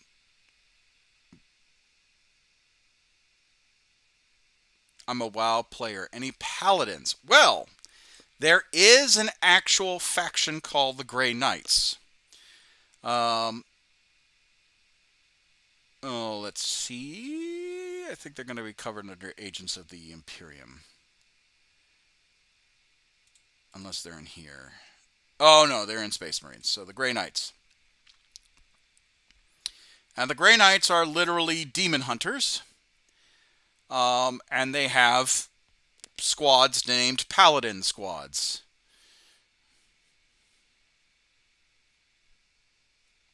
I'm sold. Well, hold on, hold on.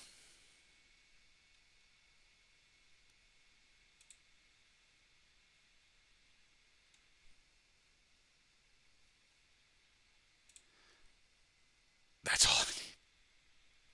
Oh, Voldus, he's Grandmaster Voldus is definitely he's definitely a force on the tabletop. I'll tell you that much. Uh, but yeah, basically he is literally the head of the Grey Knights. Now, this faction in the Imperium of Man fights demons. That's all they do. They fight cultists that worship demons, and they fight demons. That's it. Um,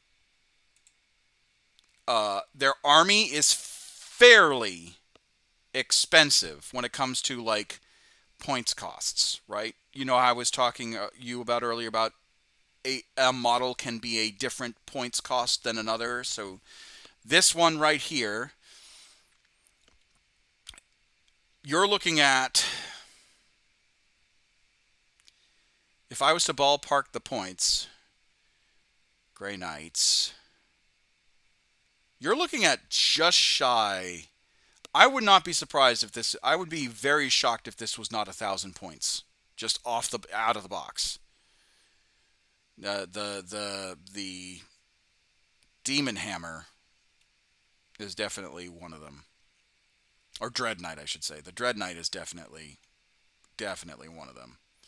Definitely could be, but and then the Terminators are definitely expensive, um, like points wise. And again, you don't get a whole lot, right? Like this is pretty. That for 160, you're only getting what, 10? Yeah, you're only getting 12 models. Now, it's still a somewhat of a bargain if you were to buy them piecemeal, right? If you were to buy them piecemeal, you would need a grandmaster, a dread knight, so that's already 100.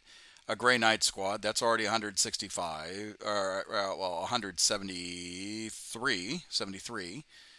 And then your Terminator squad, if I can get it to view all, which are technically sold out right now, right? Temporarily out of stock online, but it's $60. So what you're getting is the paladins, the actual Grey Knight Terminator paladins, almost free. Uh, but yeah, Terminator, Grey Knight Terminators, super scary.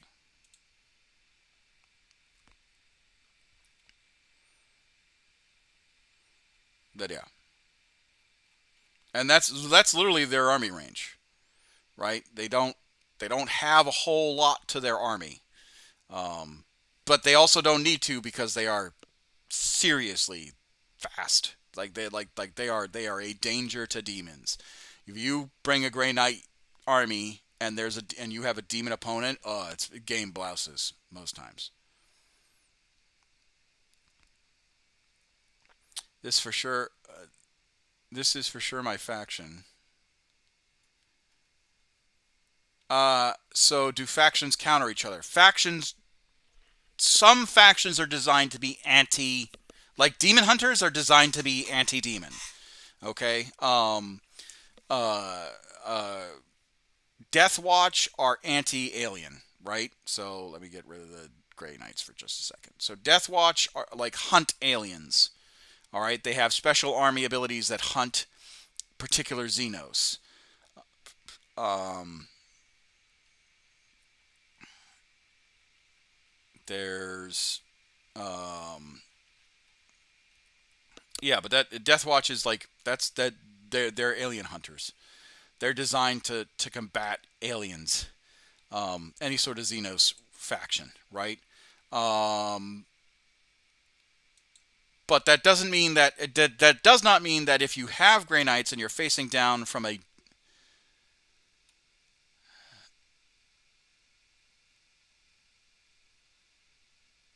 oh, so it's like John always, so I'll bring the hunters tonight. Well, sort of. Again, it doesn't 40K just because you have a quote unquote. Let me go back to Commissar's journal real quick. Just because you have quote unquote a hard counter, just because you have an army of Grey Knights, does not mean that the demon player can't beat you.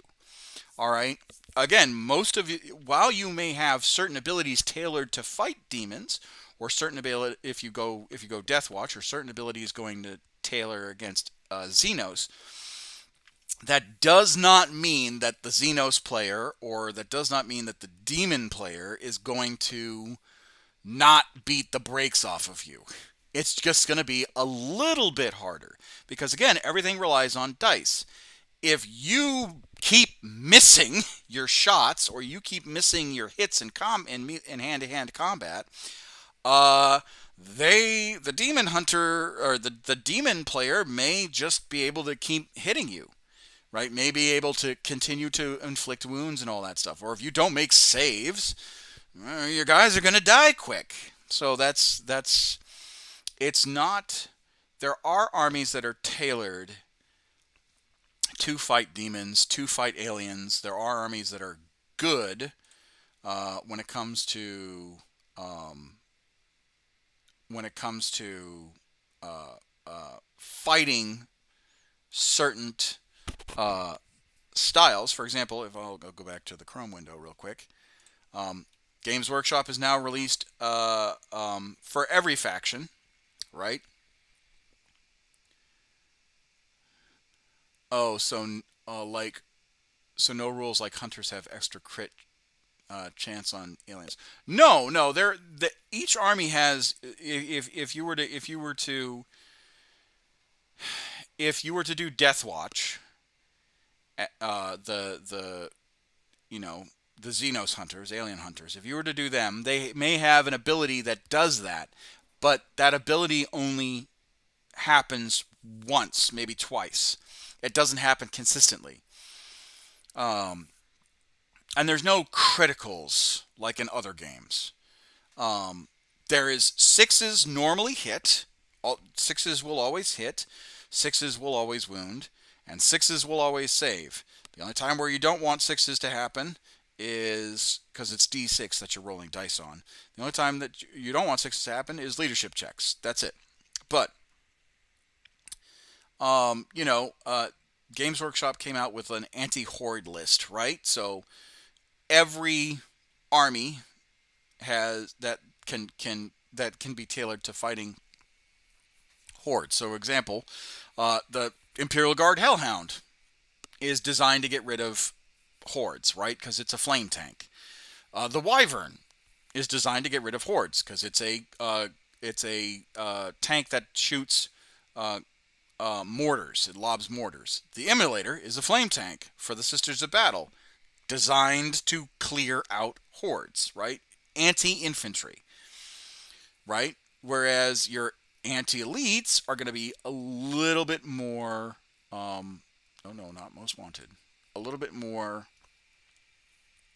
tailored to them, right? So your anti-elite would be your rangers, who are snipers, your death marks, who are snipers, your hellblasters, who, if you're space marines, who all have plasma weapons, and the plasma weapons can shoot really far.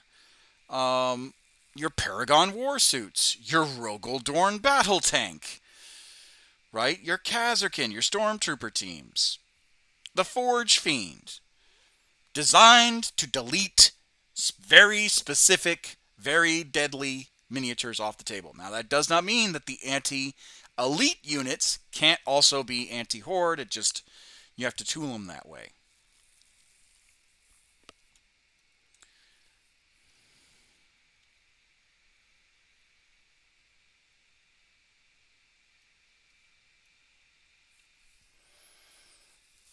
But yes, that's what Games Workshop does. I guess my confusion, other than appearances, uh, lore, what differentiates the factions gameplay wise. Okay, so all right, how do I do this? Armies of the Imperium. There are one, two, three, four, five factions underneath Armies of the Imperium, to include the sixth faction, which are Space Marines. However, Space Marines are broken up into separate chapters, right? So you have your Black Templars. I mean, it's on the box. Think of them as um, uh, crusading knights that happen to just be Space Marines, right? You have your Blood Angels. Think of them as quote unquote space vampires, right? They have how do I explain it? They have very much like a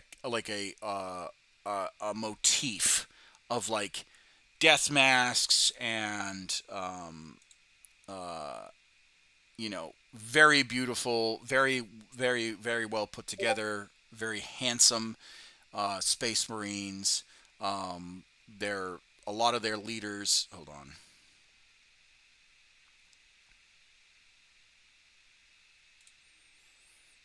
But they're also like combat enthusiasts, right? So you have your Terminators.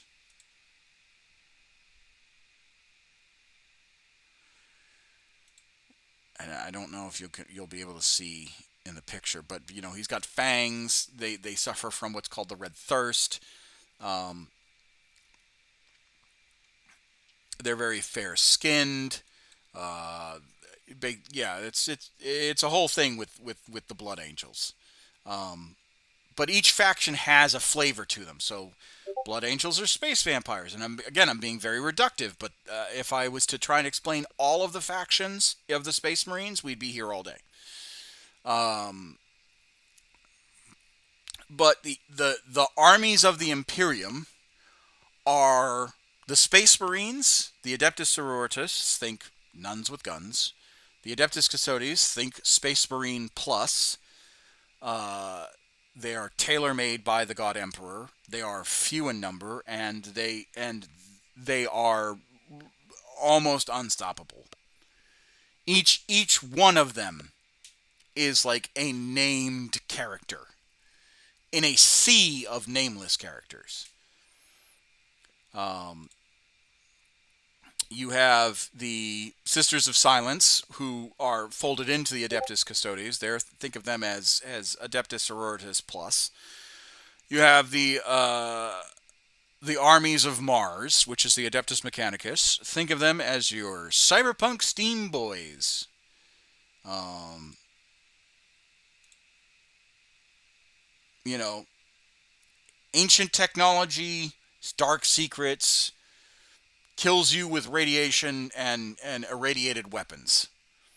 Um, worships machines as their religion. Believes that the Omnissiah is a prophet, not a god. You know. So you have the Adeptus Mechanicus. You have the Astra Militarum, which is what I was building, and then you have the Imperial Knights, which are Titan-sized, or the smallest of all the Titans, but basically this model in and of itself is like 500 points and can literally level a small playing field, right? If you, I'll tell you this, if you want to, I mean, it's still going to be a lot of money because it's, one Knight Titan is still $170, but if you want to like get into Warhammer and not have to build and paint miniature upon miniature upon miniature, which is what I do because I play Imperial Guard, you could literally buy a small knight house. What's the learning curve like? It depends. Um, let me try and think about that honestly. Some The learning curve is some like it depends on the army. Okay, some armies are very user friendly. If you want user friendly armies, Space Marines is the way to go. Okay, or Chaos Space Marines, right? Because it's literally the enemy of the Imperium. Um, Chaos Space Marines are just Space Marines except pointy. That's that. That's what they look like.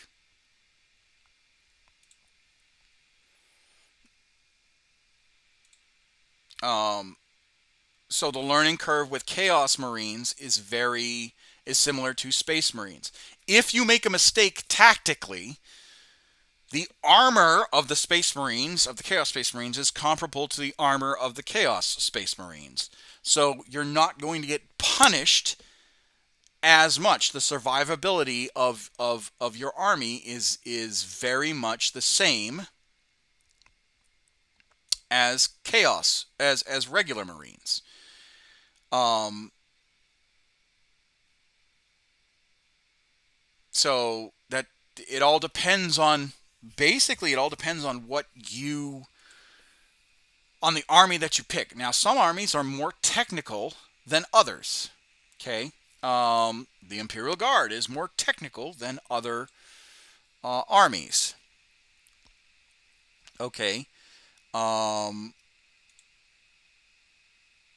for example, the Astra Militarum, the Imperial Guard, they really don't last long in sustained hand-to-hand combat. They are really, really good at one thing and one thing only, and that is massed firepower. That is their fucking jam. The Imperial Guard loves to bring guns and more guns and more guns and more guns and even an artillery battery to a gunfight. That is their job. Your job within the Imperial Guard is to literally throw bodies at the problem until it goes away. And and if you're not part of, ooh, I really do want that model. That model kind of looks cool. If you're not part of that, oh, but it's like a Warhammer. God damn it, it's a Warhammer exclusive. No, if you're not part of like the artillery corps, you are grist for the mill. That's it. All right. And the Imperial Guard is literally all over. I mean, I know it says out of stock, out of line. A lot of it. Games Workshop sometimes needs to be better about restocking their stuff online. Um, but yeah, you could. You're literally one out of you're a red shirt. You have the survivability of a stormtrooper in Star Wars for the Imperial Guard. Um, but what they lack. Hello, can you hear me?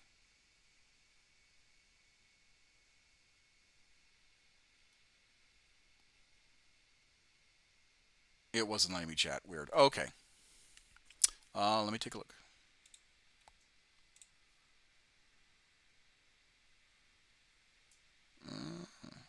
Oh, thank you for the follow, by the way.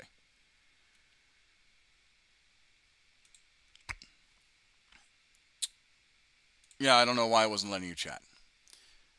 All good now. Okay, all right, good. So yes, the Imperial Guard is designed to be a swarm army. Like I say swarm, but like you're bringing you're bringing a gun to a gunfight. Great, I will bring guns with a Z to this gunfight, and then a few tanks just to make sure. Like just to make sure that you understand what we're all about. One of the many things that the Imperial Guard is known for, if one of us falls, 10 more will take his place. They are literally unnumbered. Um, what's the most technical faction? I want to hate my life, but once it makes once it makes sense, everything makes sense. It really does depend on. So I say technical, like Imperial Guard. You have to have a strategy. That's what I mean by technical. You have to have a strategy when it comes to the Imperial Guard. You can just bring buckets of infantry and hope everything goes well, but realistically, that doesn't always work. Um, so, but if you want the most technical, in my opinion, let's see.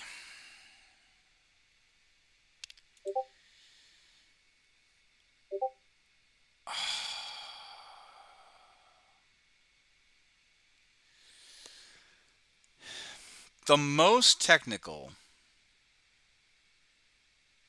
would probably be the Eldari or the Drakari. Glass cannons, you have to have a plan in place. You got to make sure that everything works the way it's supposed to, that everything hits the way it's supposed to. Um, because if it doesn't, uh, it's not good. Um, the Eldari are definitely a no shit. You have to plan everything appropriately and accordingly. Um, that's that looks like an EVA unit. Oh, are you talking about the you talking about this beast right here, the Wraith Knight?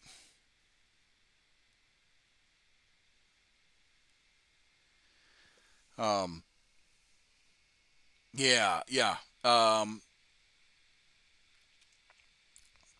the other army I would say could be technical as the Imperial Guard. Definitely technical as the Imperial Guard is the Tau Empire. The Tau Empire is definitely technical. They do not do well with shooting. I mean, sorry, they do not do well with close combat. They are strictly shooting. They have mechs, like battle suits that predominantly do their fighting. They do have some like frontline infantry, as crude auxiliary. Um, what does a basic strategy look like? It depends on the game because your strategy is going to change ever so slightly on the game that you play. If you yeah, let me switch back to Commissar's journal now that we're done talking about that. So if you I literally just put this back. No, let me just pull this out. So in the rule book, there are game certain gaming styles. Let me just move you over here before I break you by accident and be very upset. Um, for example,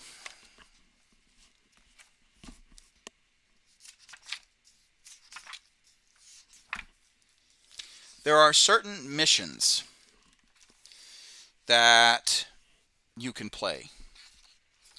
Um, there's Combat Patrol, which is very small games. And then there's actual gameplay games. Let me get to that bit real quick.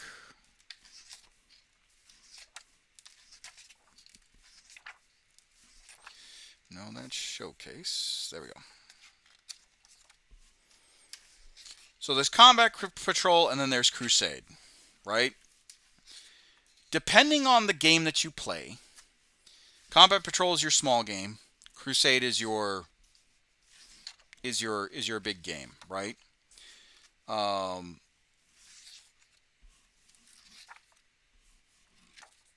depending on the mission,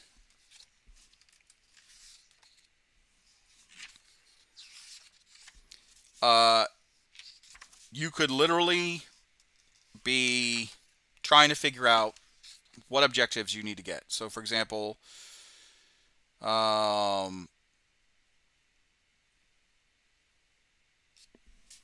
there's screaming into the void, there's spawning ground, there's kicking the nest, there's against the swarm, there's empty vaults, scatter its supplies.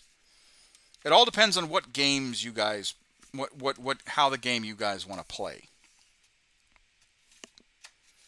Um, planetary evacuation. It just really just depends. But there's objectives that you have to secure between each turn, and you gain points for that particular game style.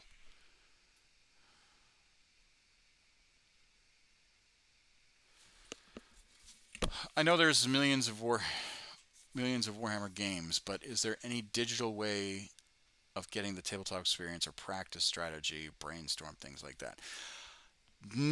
Yes and no. Tabletop Simulator will allow you to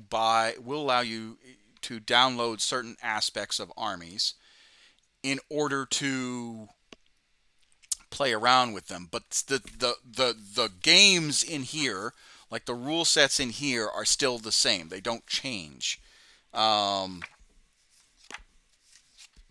just trying to.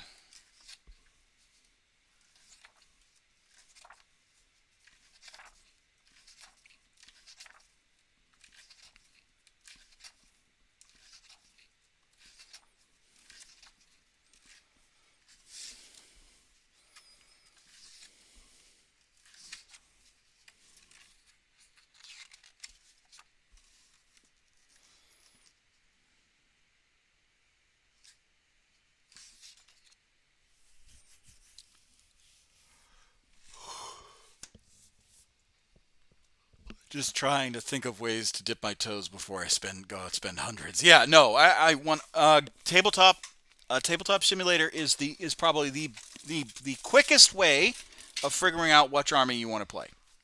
That is 100%. I will that I can say that with chest. Um, tabletop simulator is literally the quickest way that you can collect that you can play around with an army, but you still have to have the rule books um, up for that army. So you would still have to buy the army rules for that faction. Um,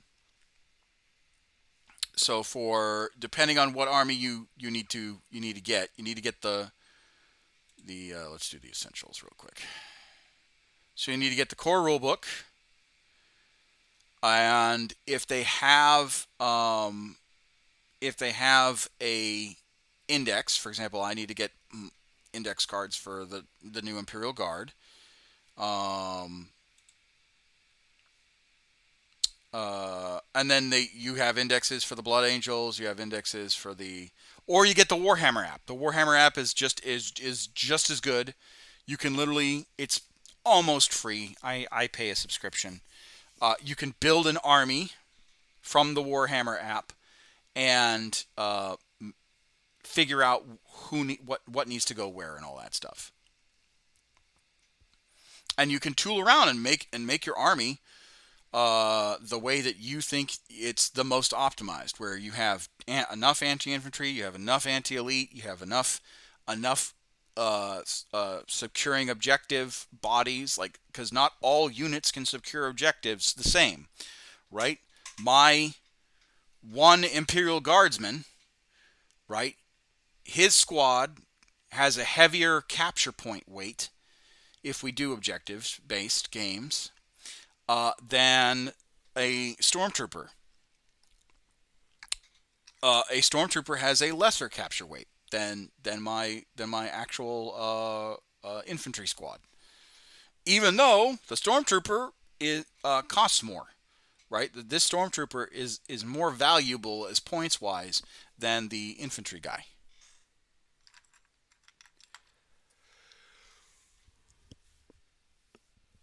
Okay, here you go. By the way, oh, thank you. Thank you. Yeah. I based it off of the 1000 41st um, Operation Safe Side Air Security Police Test Squadron back in Vietnam. So they have the blue berets and they have olive drab uniforms. And to break up the olive drab, because most of the flak armor and all that stuff was going to be olive drab, I decided to go with black armor. How many did I butcher before getting like that? Well, it um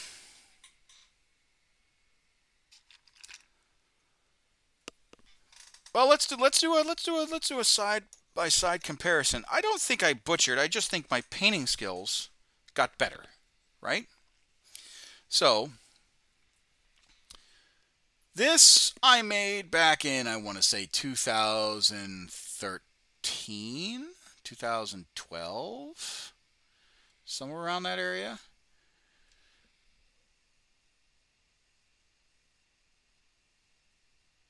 As you can see, kind of not the greatest details, not the greatest when it comes to like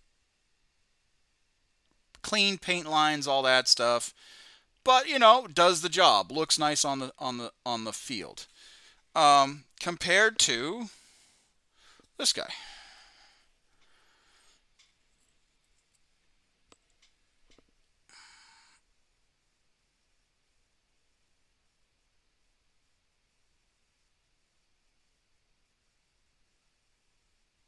Still some stuff I got to work on.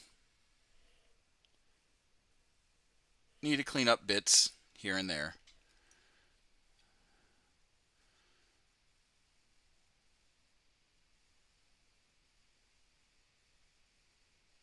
That all just comes with practice.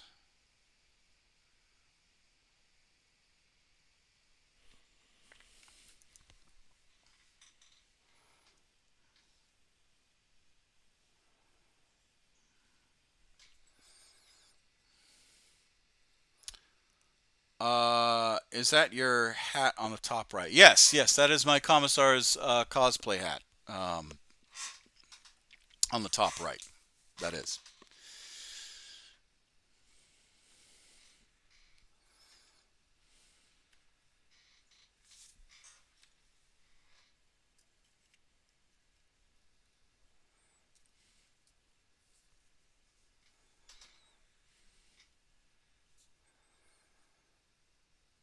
Oh, when are we gonna get a cosplay stream? Probably not for a while. I did have on my YouTube channel I did cover a I did cover um, a convention while I was in cosplay uh, a long time ago. I want to say back in 16. I want to say 2016, maybe 17, 2017.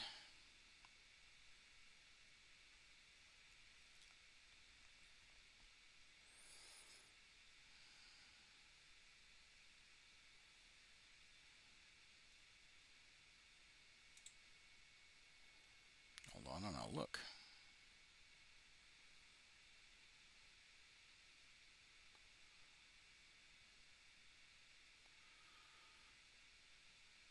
Four years ago. So 2017.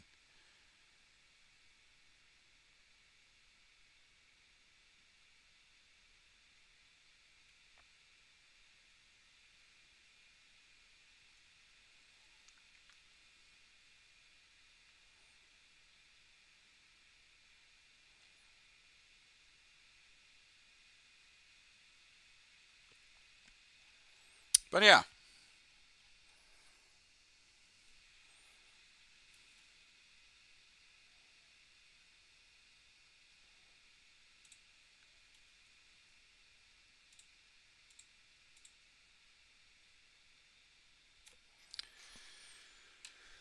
Oh,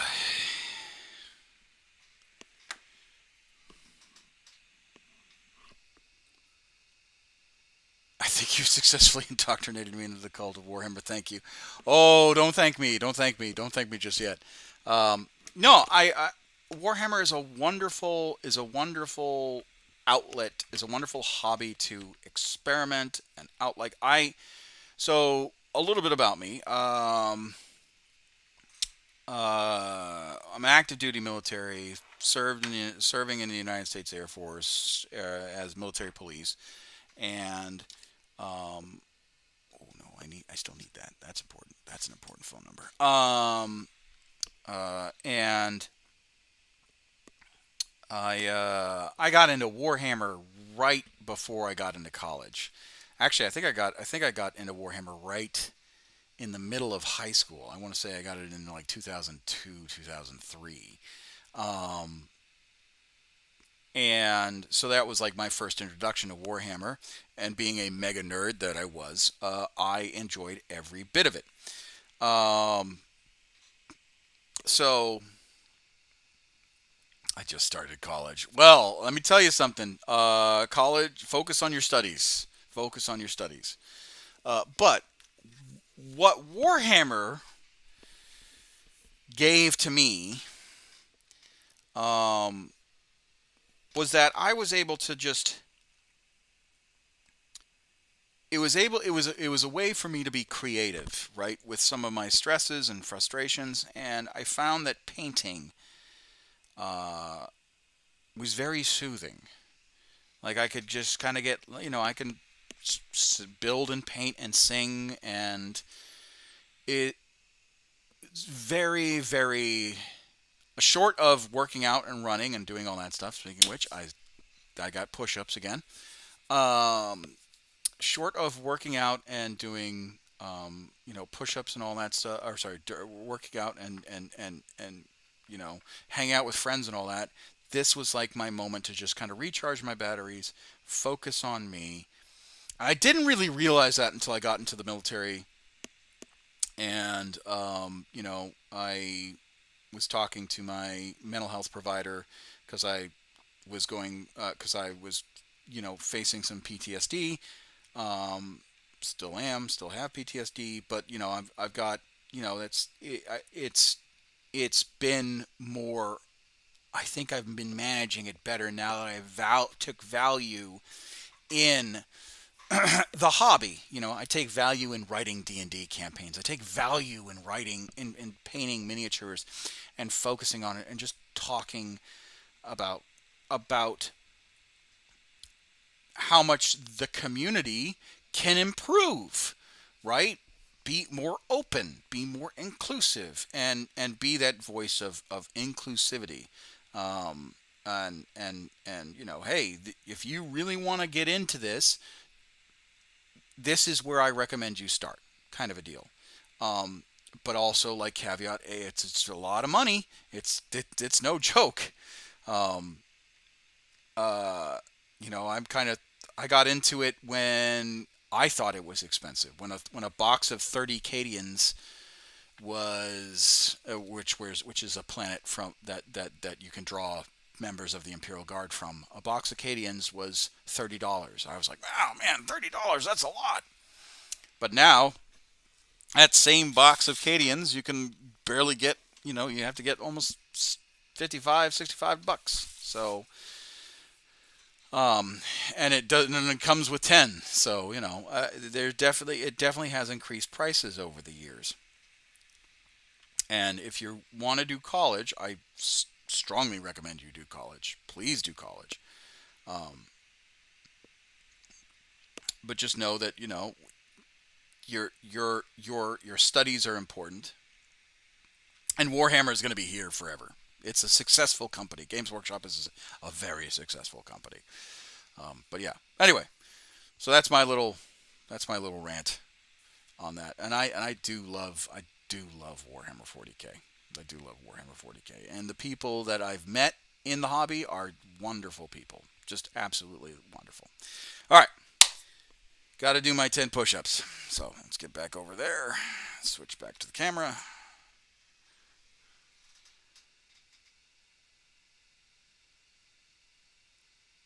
Hold on before you.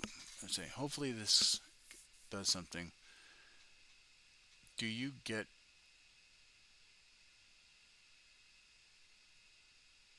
do you get why you joined the military? Yeah, I can talk about that. Hold on, let me do my push-ups real quick.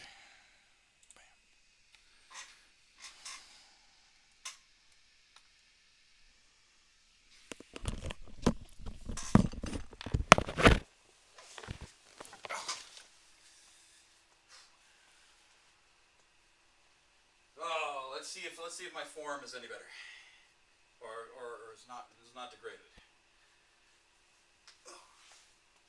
Oh, snap, crackle, pop, smack, crackle, pop.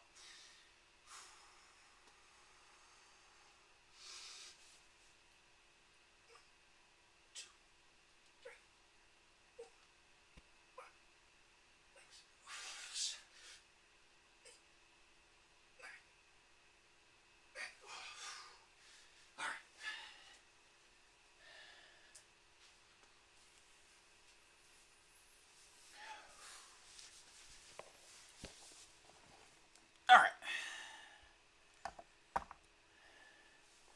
Let me get a glass of water real quick.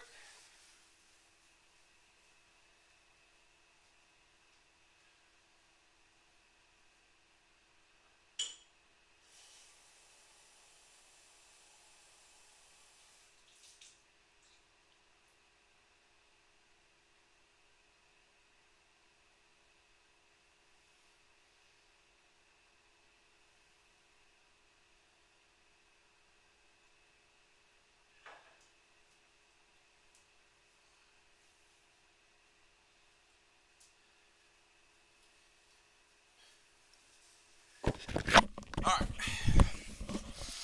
So, why did I join the Air Force? Well, it's complicated, but it's not. Um, I've always wanted to serve.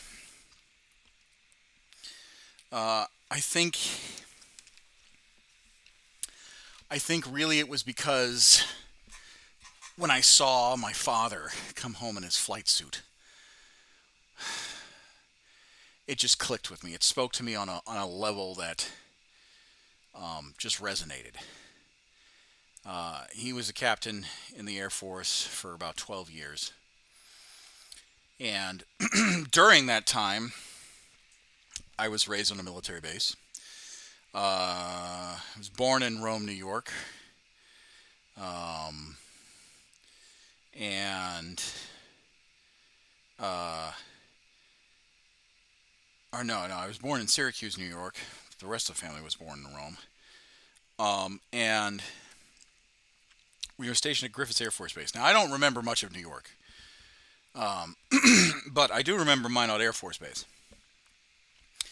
And it was there that, unfortunately, my father, well, fortunately, unfortunately, depending on how you cut it, my father and mother divorced. And the Air Force really rallied around my father. I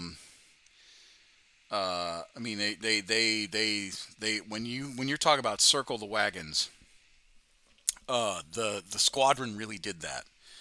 Really helped out. So, you know, I felt for a very long time that I owed a debt to the United States Air Force. Uh, well, I'll get to it. I'll get to it. But but I felt I owed a debt to the United States Air Force. And you know, at first I didn't know where I wanted to serve. Like, did I want to serve the Army? Did I want to serve in the Air Force? And my aunt had served in the Army in Desert Storm, and she was like, "Well, if you really, if you're really adamant about serving, you should, um, you should serve in the Air Force because the Air Force will treat you better." Um, and I think it does. I think that rings very true. That the Air Force does treat, and there are days where it doesn't, but I think it's very true that the Air Force does tend to treat its people better. Um, so yeah. Uh, so I tried to go through ROTC, and I was trying to pay my way through college, but the scholarship didn't pan out, and college was getting very expensive, and it was right after the 2008 crash, um, the housing market crash, and everything blew up and got super expensive, just unbelievably expensive. And I was like, well, that is, as they say in showbiz, that is that. And I couldn't afford college. And so in 2009, it was, I think, the summer of, I think it was, I have a lot of buddies that did basic training, stuff like that for free schooling plus medical benefits. Seemed sort of worth it. Well, again, I am not a person to say join for the sake of joining. You really have to find your why you fight. Um, because what I don't necessarily want to have is a bunch of people that sign up for the hell of it because they've got nothing better to do, and then find out that they don't like it, and then find out that it's not, it's, that this is not for them, and now they're stuck in a 4 year to 6 year contract. Um, and I've had airmen that have come to me and they're like, "Boss, this ain't it." And I've told them, I was like, "Look, the Air Force isn't for everybody. The military isn't for everybody. But now that but seeing as you're here, you should do your damnedest. You should do your damnedest to finish out the contract, get the benefits, right, that have been promised to you, and and then go about your life. Yes, there is free school, but that's if you take advantage of it. Yes, um, there is free healthcare benefits and all that stuff, and dental and all that stuff, but that's if you take advantage of it. Um, uh, there are some people that I have had in my military career that have complained about being in the Air Force, and oh, I don't like this and I don't like that and yada yada yada, and you know I what has the Air Force done for me? Well, the Air Force doesn't do stuff for you. You have to do stuff within the Air Force to make it better. That's that's how you get your worth. Um, you know, and that's kind of my opinion on it. Is that you signed a contract. Do you have a say in what position you were put in? For example, I want to do computer science degree, cybersecurity. So I'll tell you this: you have more of a say as an officer than you would as an enlisted. Um, yeah, that's not saying that the Air Force doesn't try and do talent management.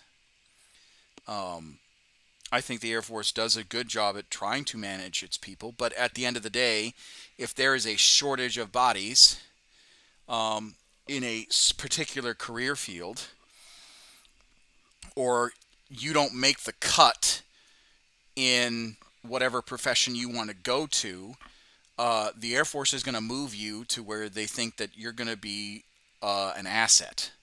A perfect example is within security forces, we've had, particularly when I was going through, we had washouts from special operations units. Like people that were like, oh man, I was like 4 weeks from graduating TAC P, or I was 5 weeks from graduating um, combat control or PJ, or there were people that were trying to learn. There are people that were trying to be defense intelligence analysts, and they had to learn another language, and they're like, man, I was like 7 months into my language course and I failed one of the critical tests, and when I did the refire I failed it again, so they sent me here. Um, so yeah, that does happen. People do get retrained into a career field they never thought that they were ever going to be a part of, um, and that does happen. So um, I think I had in my graduating team alone, I think I had 4 or 5 different reclasses or retrainers that failed out of either special operations or whatnot. This might be super but do the credits at least transfer once you get out? So the Air Force, and I can actually answer this, and I can show you. Hold on.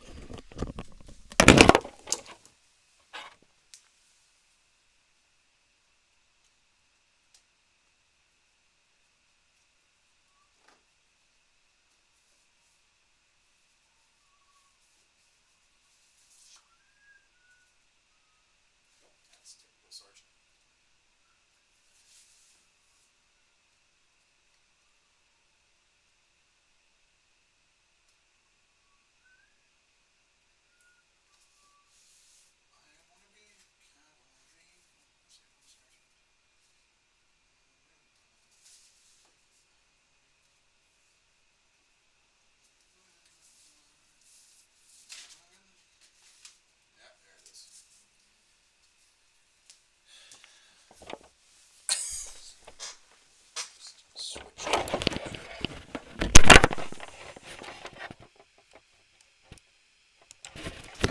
this is my Community College of the Air Force applied science and a criminal justice degree. It is an associate's level degree. Uh, as far as I know, the Air Force is the only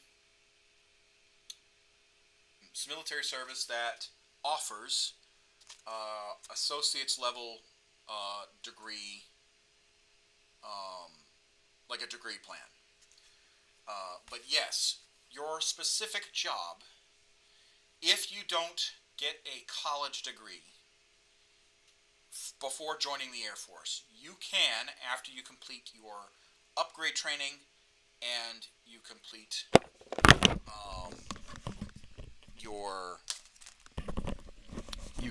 after you complete your upgrade training and you've met all of your training, your actual initial training requirements, you can start taking college classes using TA, tuitions assistance. Um, let me put this back because I really don't want this getting ruined.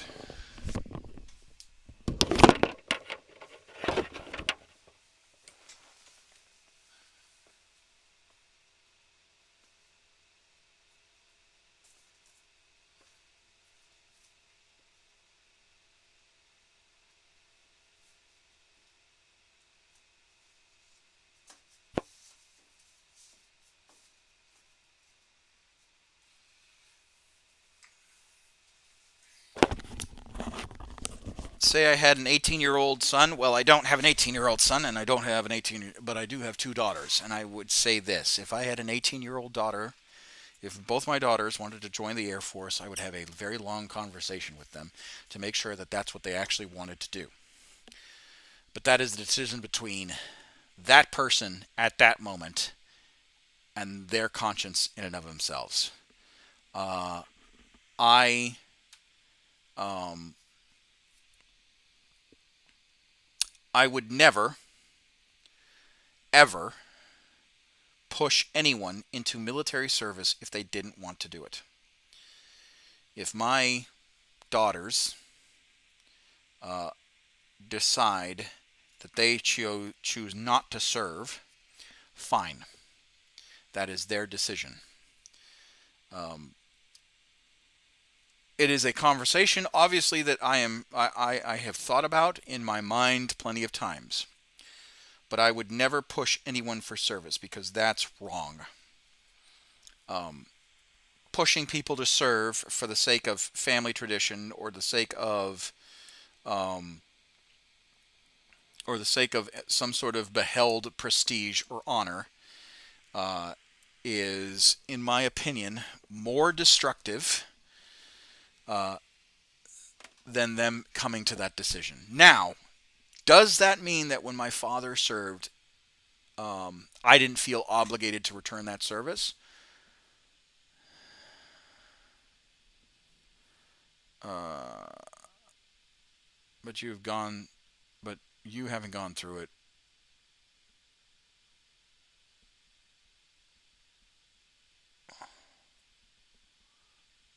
assuming that they do have some interest.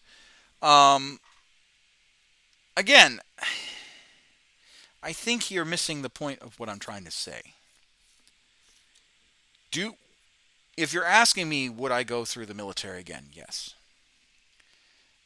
Because I can't picture myself not in the United States Air Force. I can't picture myself not serving my country in a manner which I think is best. But that does not mean that my attitudes should be the standard that everyone else is beholden to. As a matter of fact, I I am of the firm opinion that um, if you choose to join the United States military or any military organization, let's say you're joining let's say you're thinking about civil service in Canada or the UK or Germany, whatever. If you are truly thinking about civil service, you have to ask yourself the question, why? Why do you want to serve? Is it to better yourself? Is it to learn a trade? Is it to uh, be able to apply for benefits? Like, why is your service? What do you gain by your service? Do you feel that's your patriotic duty? Everybody everybody needs their reason why to make sense to them. They need to have the why. God damn it! They need to have the why we fight. They need to think about it. Um, and you need to have that internal conversation with yourself. You need to have the internal conversation of what is the why we fight. All right. Okay. And for those of you that are going to be watching this later and don't understand the why we fight, it was a World War II American.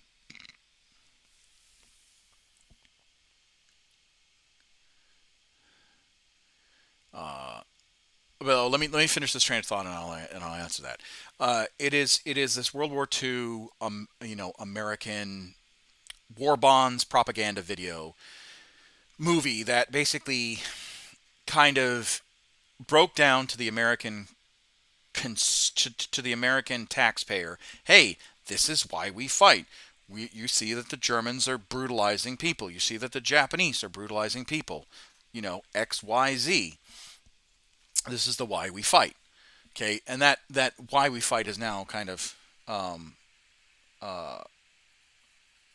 transferred into, in my opinion, is like hey, why do you fight? Why are you serving? Why do you want to serve? Is it to get out of your town because you have no options? Okay, great. Is it to learn? Is it to give back to a community that may have given back to you? Great. Is it to continue a family legacy? Fine. Is it to get free college because college right now is fucking expensive? Understood. Great. But now that you're in, and this is something that a lot of people don't seem to grasp, and it took me a while too. Now that you're in, now you got to answer the question of, is this why we fight true? Does that matter? Has that changed your opinion at all? And then, okay, so now you're in. Now you're in the military. Even if it did change, even if you're like, hey man, the military ain't it. That okay? Now you're in this show for however long your contract is. Are you gonna make it worth your time, or are you going to just sit there and just show up to work because that's what's quote unquote mandated of you, and then that's it. So that's the long and short of um, any conversation I have with any airman is if you don't like being in the military, if you don't like being in security forces, what one, what can I do to help you enjoy your time in the military? Two, what can I do as a supervisor, as the NCO, to help motivate you to not just enjoy your time in the military, but to be an effective member of the military? And then three, what can you do as the troop to put yourself into a position of, let's say you don't like security forces. How do you become the best part of you as a airman in order to position yourself into getting something better than security forces, right? Than being in the career field. For the guys that got washed out in special operations, it was like, hey, what can I do? What can you do? What can I do to help you out to get you back fit and ready for special operations training? What's that going to look like, right? And then not only are you going to tell me what you think that's going to look like, but then I'm also going to tell you how that's what the Air Force is looking for. Okay. Um,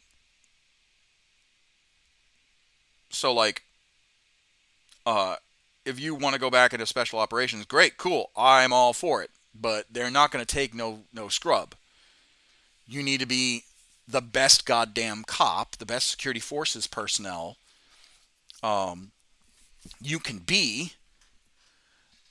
Get good ratings from your EPB, your enlisted performance board, um, and continue to be a top performer.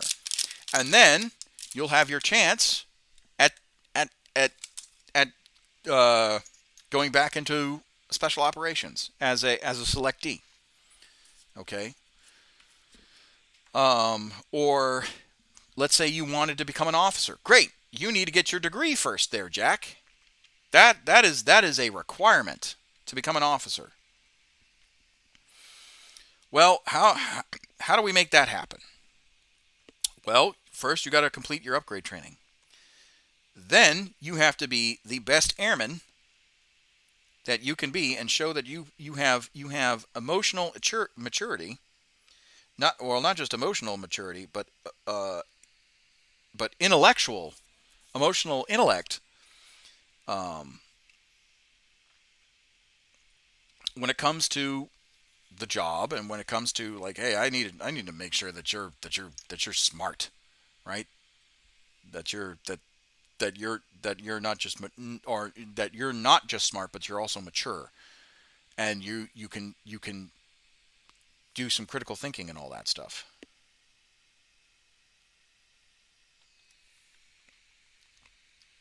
'Cause that's what an officer is expected to do: is employ critical thinking skills.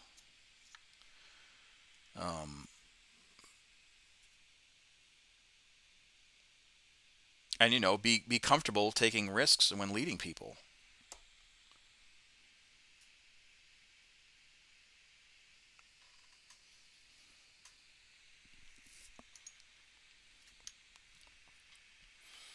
You know, but you also have to be a top performer to be an officer, to go from enlisted. You have to be that guy and gal that's like that not necessarily lives, dies, and breathes Air Force, but is seen, but on paper is seen as an asset.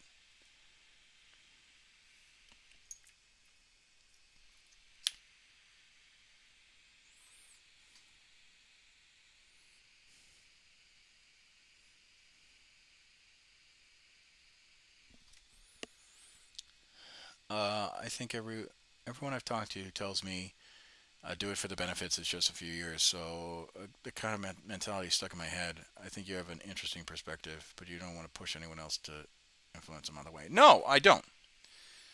I don't.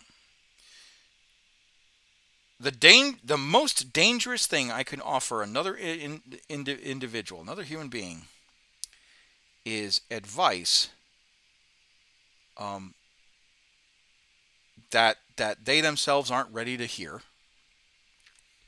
or that they themselves um,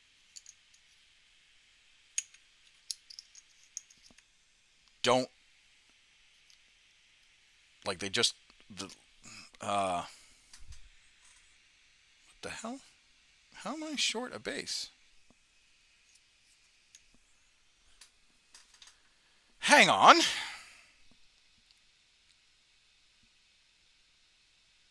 Sounds like you're saying become an officer or be SOL. No, no, I'm not saying that. I am enlisted and I love every minute of being enlisted.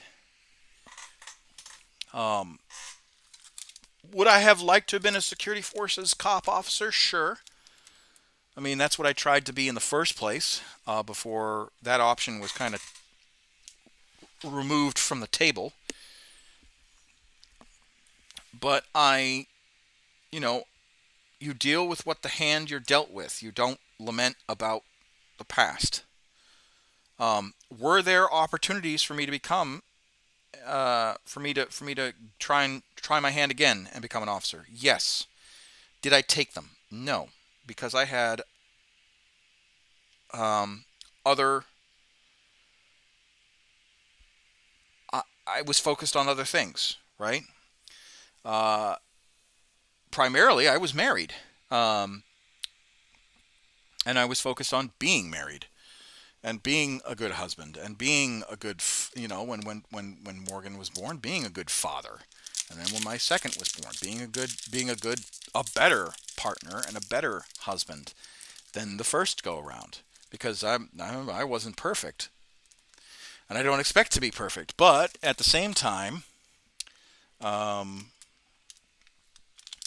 you know, it's it's life happens, and as a guy that's about to hit his 15-year mark in January, um, you just have to roll with the punches when they come out, and then you just have to deal with, and then you just have to figure out, okay, well, what's next? What's the next best step?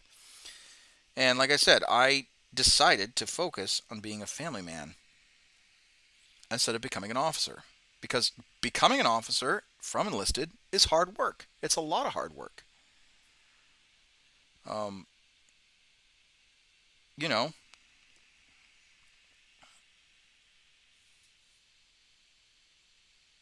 it, it's something that a lot of people don't um, don't kid yourself on. Um, it's easier to become an officer when you're a civilian because there's programs like ROTC and the academy and OTS if you decide to get your degree and then go to a recruiter and then say, I don't want to go enlisted, I want to go OTS, here's my degree, and you go that route. It's certainly easier. Um, but I am not saying that not being enlisted is a bad choice either. As a matter of fact, I love being as part of the enlisted. Um, there's a need for us. Uh, you're definitely in the trenches a hell of a lot more than any of the officer cadre are. Um, and it's you. I think you experience um, the military a little bit differently. Yeah, I'm missing a base. I'll be damned.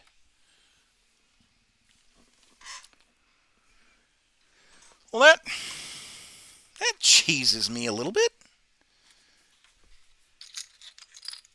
How the hell?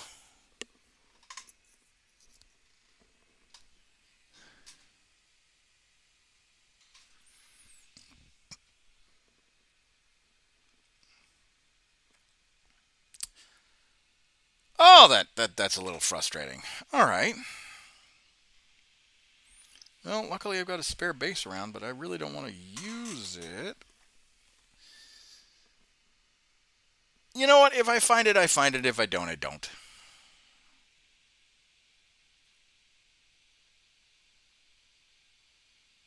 I can just order more bases.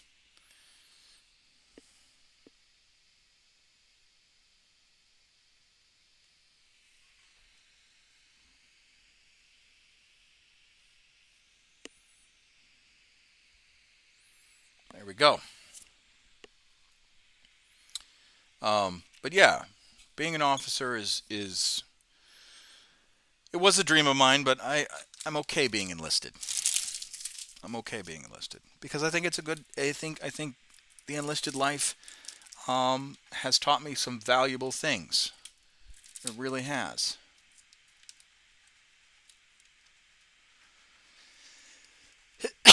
Hell, being in security forces has taught me valuable things. I was, as a matter of fact, as odd as it sounds, because for those who are in the United States Air Force, most people think security forces personnel are pretty angry. Um, it has made me better about my anger management.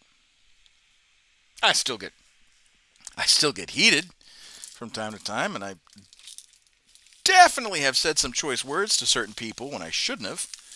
Um, uh, but at the end of it all, um, I wouldn't trade the experiences I had uh, for a do-over for anything else in the world, um, because you know, I feel that it brought value to me. Um, so yeah, and there are bad days. There. Trust me, in the military there are bad days, particularly in security forces, because we have the mix of being the Air Force infantry, and then of course the law enforcement side of the house.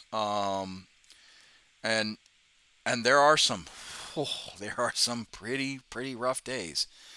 Um, you know, you go to domestic call and people are just whooping up on each other. You go to an assault call, you deal with child neglect or you name it. Like it, there are definitely days where you're just like, man, this sucks. But there are also days that are very rewarding. And as I have said, I don't think I would ever trade um, a single day of being a cop for anything else. So yeah, there's just that.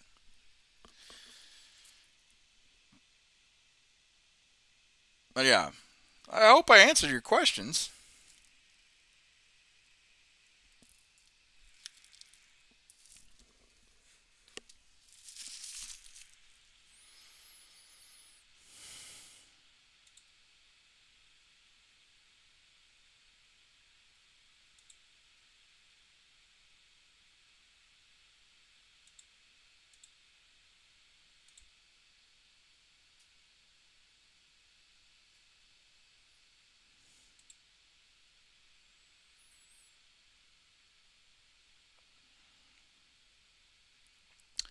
I really appreciate the insight. I have to get going, but thanks for everything. Hope you have a good one and look forward to learning more about 40K.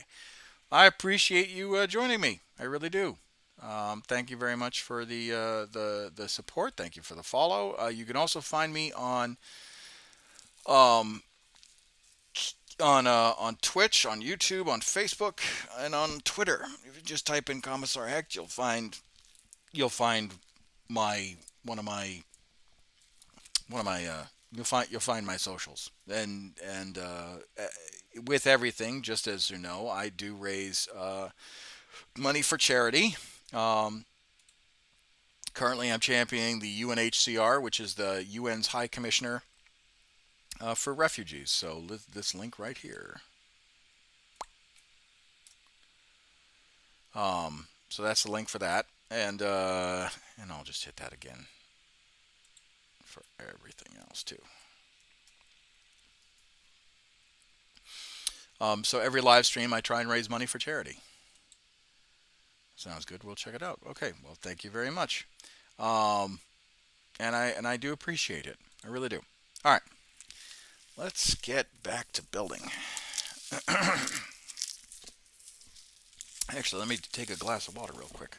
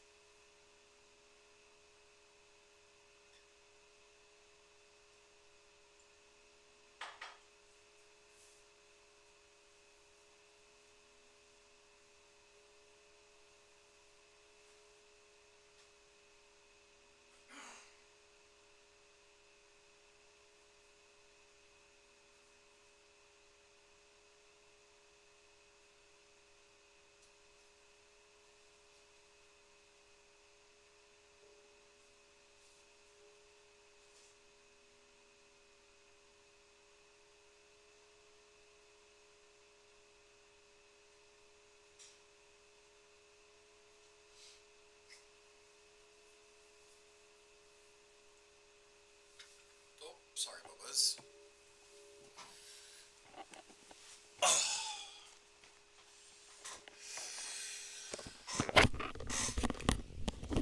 All right.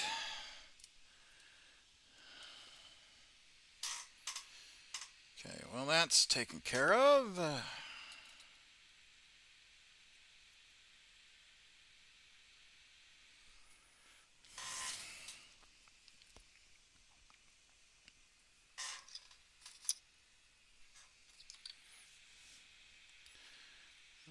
2, 3, 4.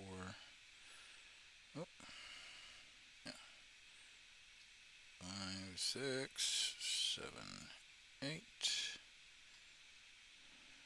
9, and 10. And we got 1, 2, 3, 4, 5, 6, 7, 8, 9, and 10.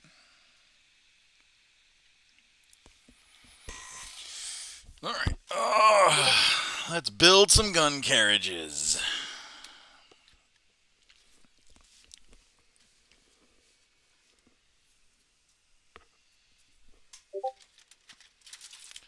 He saves me some gallantry. We're going loud and long. Cavalry.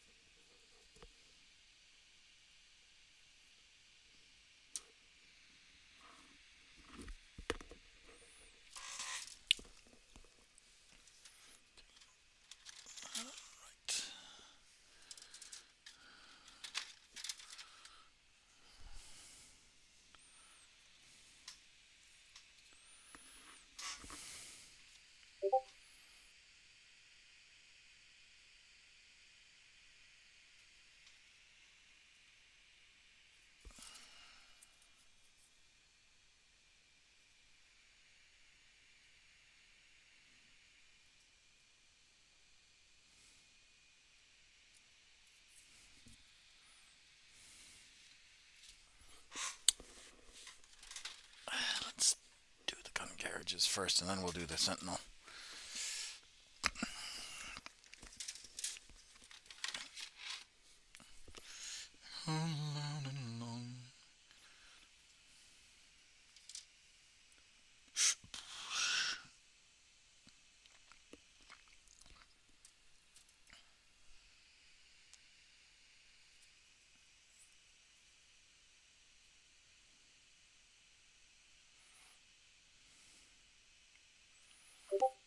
I think we'll do the Malleus rockets for this one.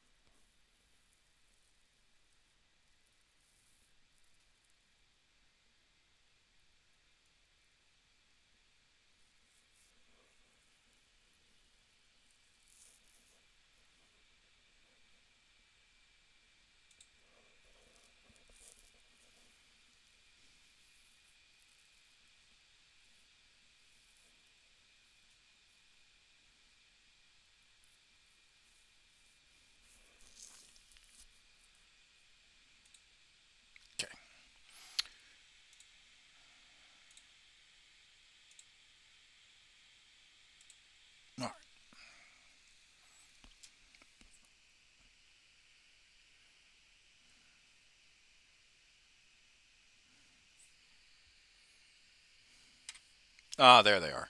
I was wondering where the gun carriages were.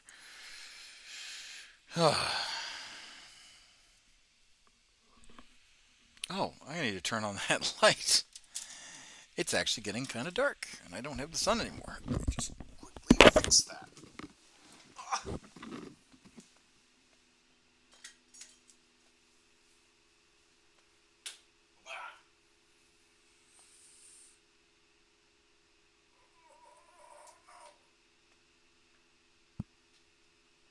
Stretch.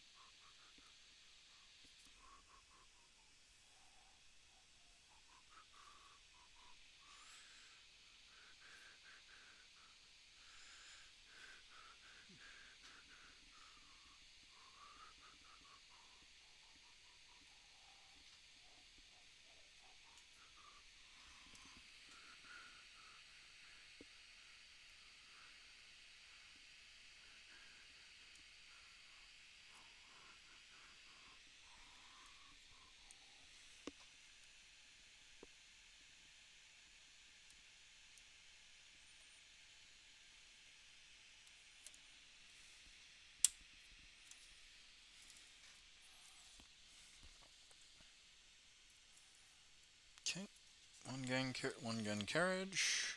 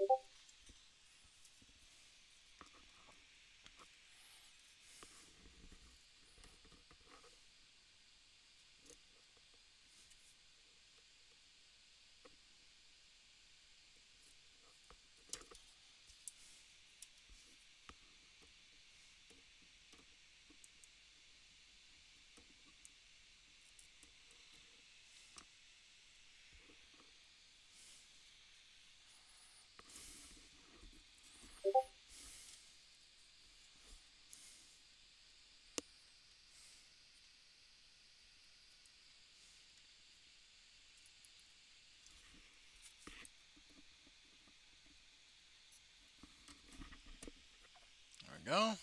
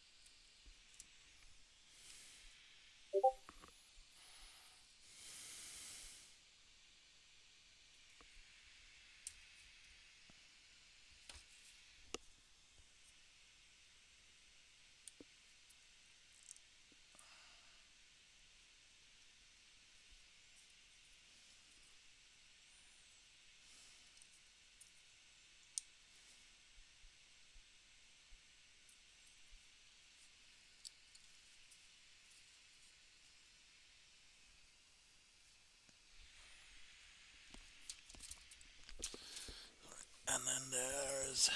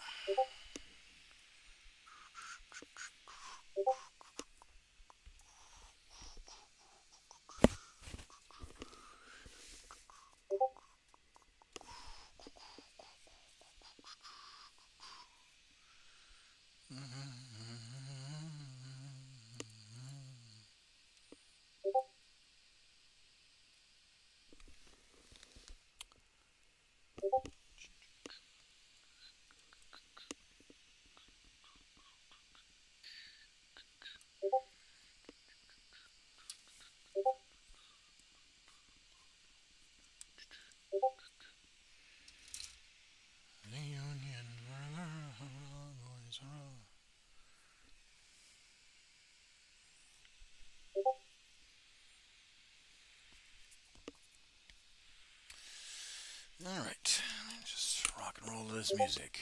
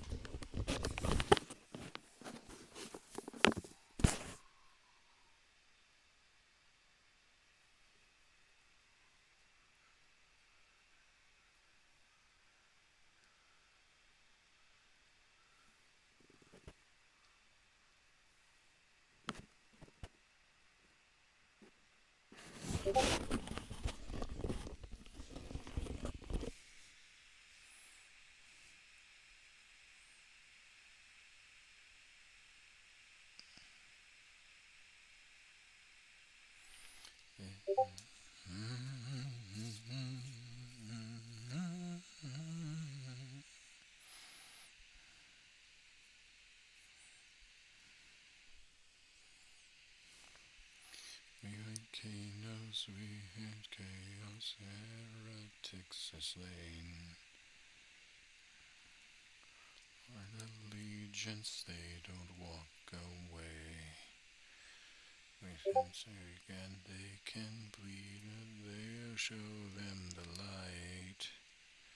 Our God on his golden throne, he'll always win the fight. An imperial God, this is an imperial world.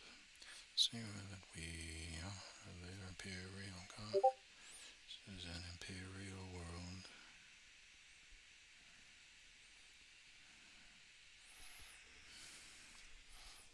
Chins from the jungle, swinging from the trees. Will come out swinging shovels at the slightest breeze. The winds will roll their ground until the planet cracks. Scions are a bit uptight, but we'll cut them some slack.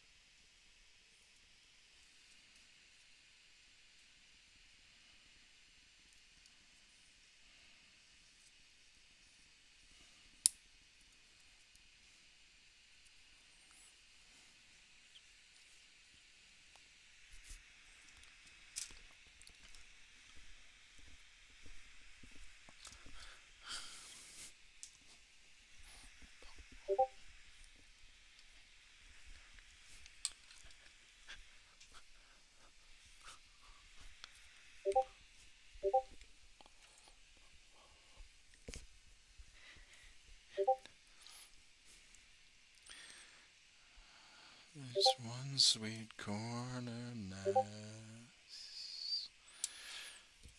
and creation bliss. I building back on with what may not last. I don't mind. We were almost there. There's time.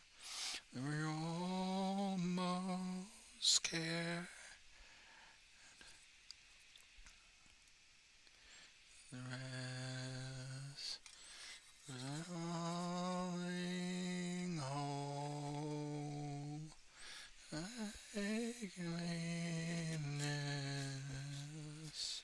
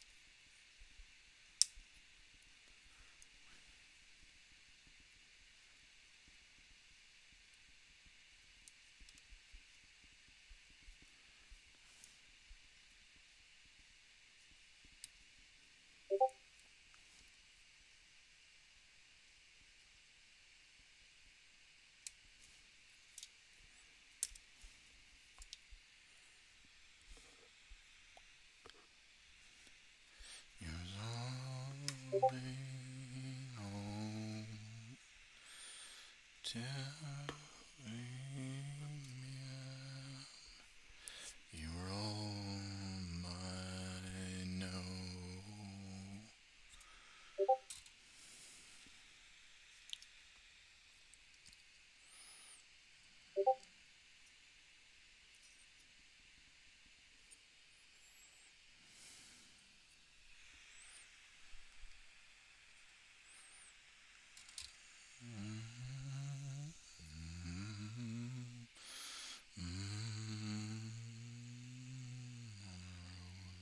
Dark night, and you're on no one who hears you.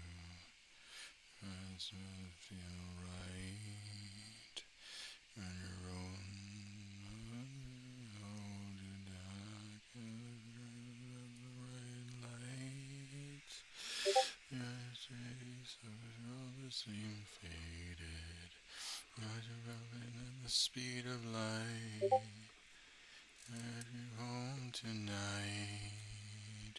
You're strong in the dark night. Need someone to hold. Watch the fire there in the cold rain. I'm never gonna let you go.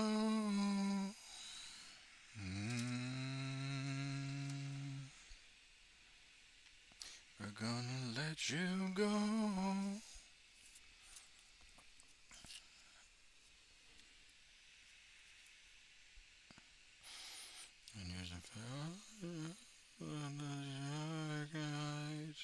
Need someone to hold. I fire in the cold rain. Never gonna let you go.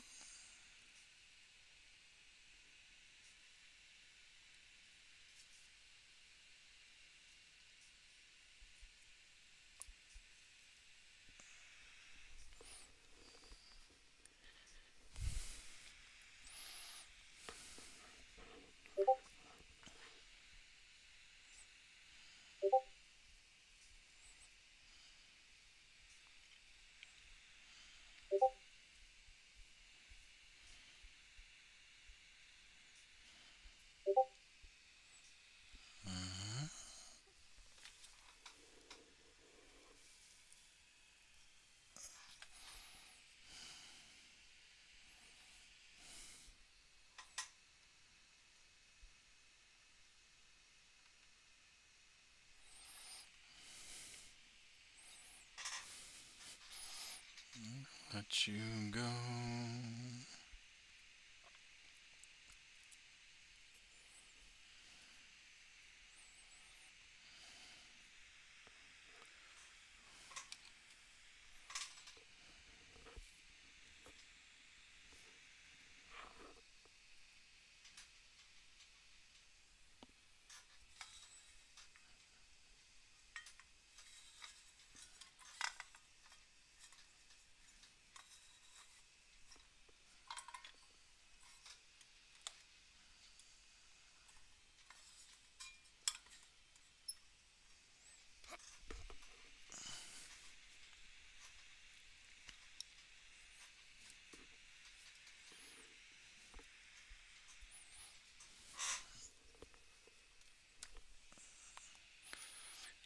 Government.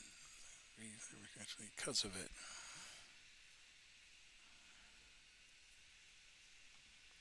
Something's wrong. Yeah, so it seems. Not leaping an American dream.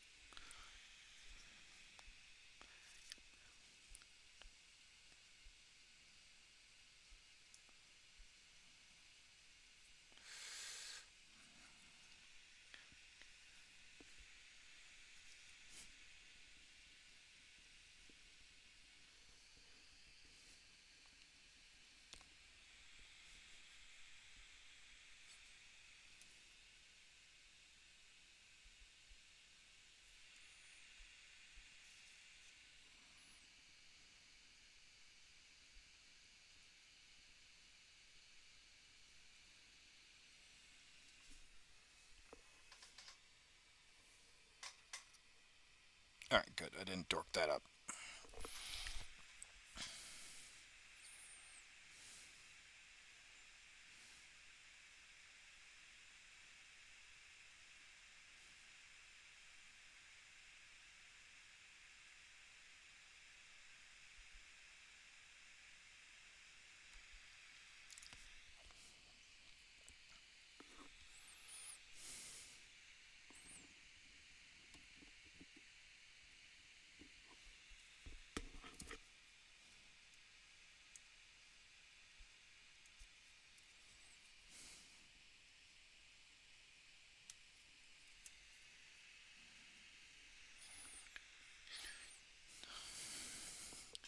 That's a fight. Then I should die.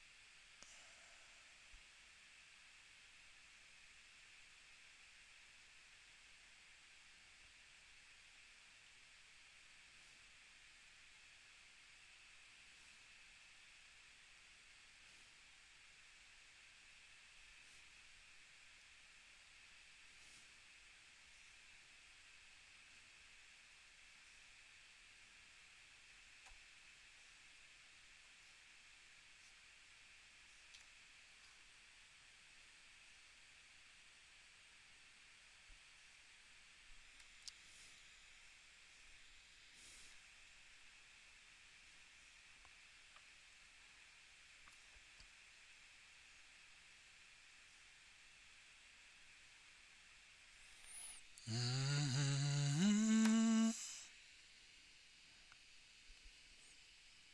Oh, I got a major problem. I've got a selfish need. I've ruined my focus just to watch my true colors bleed. Race for failure, find it in everything.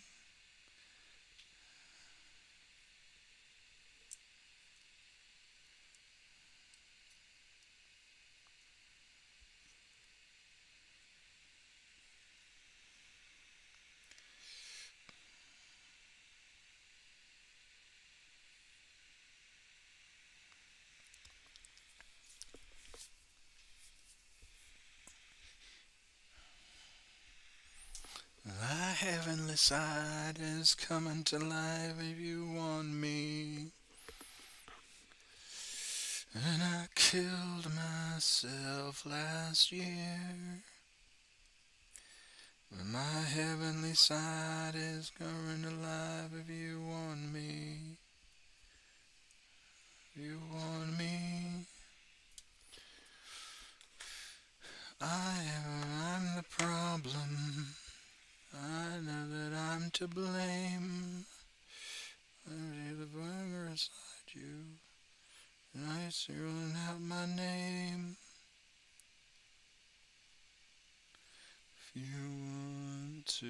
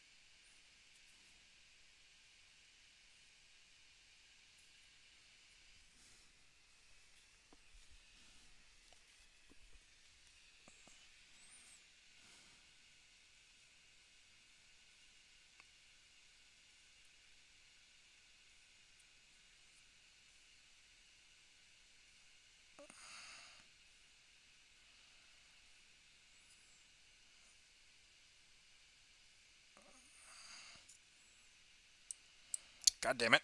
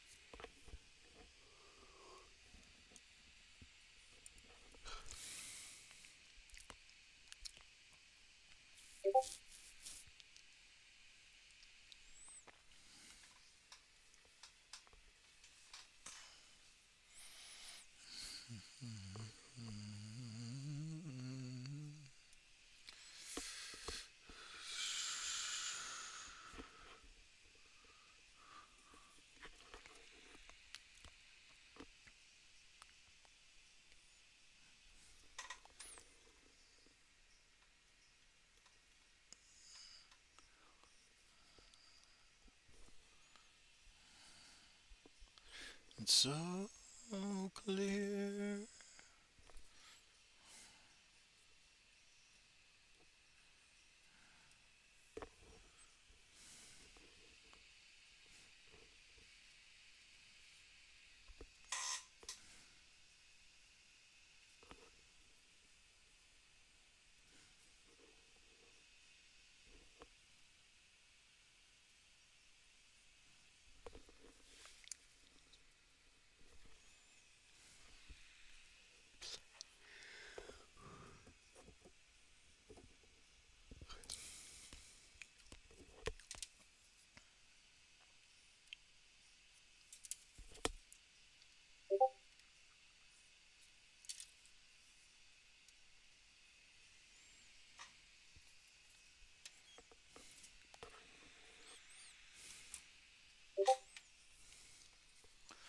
And so clear. Let your heart beat here.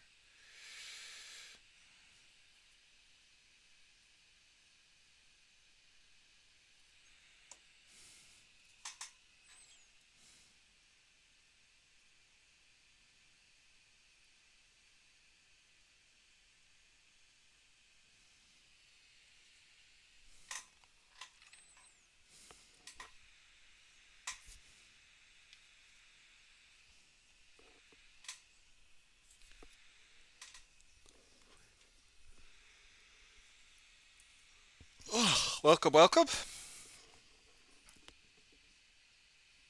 You know what? I feel.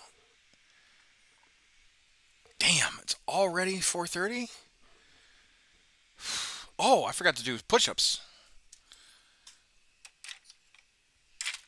Let me quickly do push-ups real quick.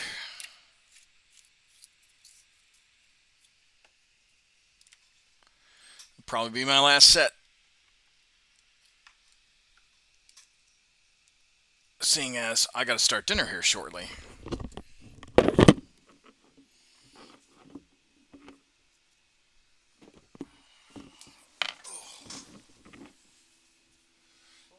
your quarks and newspapers become their capers, about curing the vapors, the scratch and the gout. With their medical potions, their serums and lotions, upon their notions, they might equal out.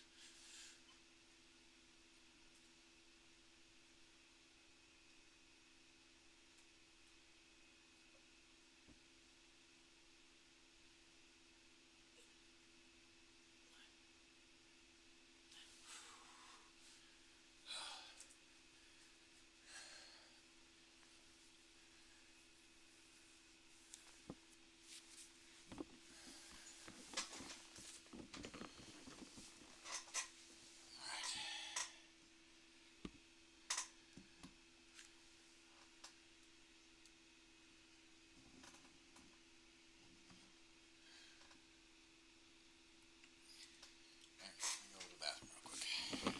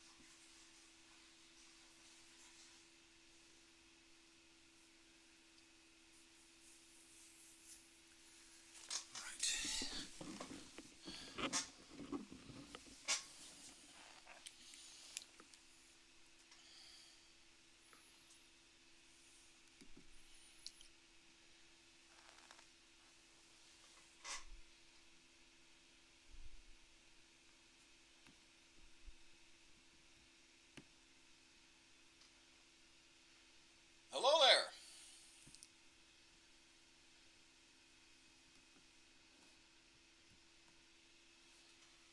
And how are you?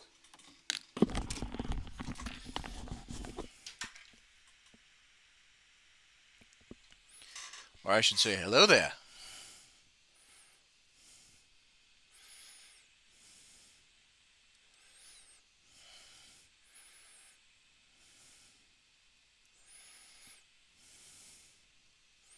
Don't be afraid.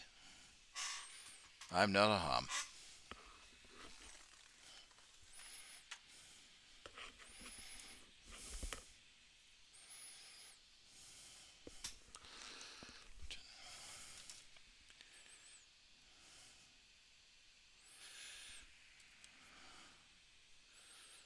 When you are with me.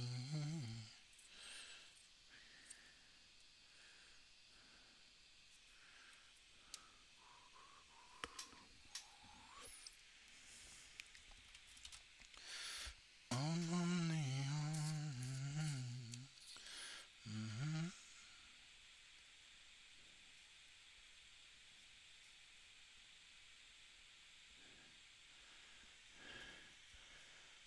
I don't know. You're about to. Hold on. I don't know. You're about to. Section is. Oh, my about say. Oh, yeah. Oh, that's my cosplay. How's my cosplay? It's not. It's not a real gun. It's a plasma. It's a las gun. It's a prop.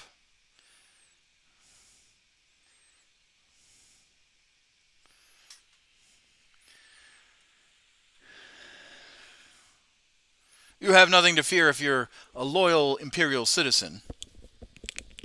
Let's do it that way. If you love and venerate the God Emperor of Man.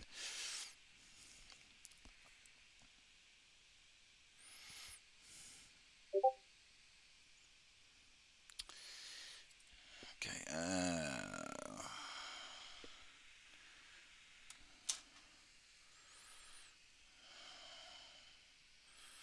When you are with me.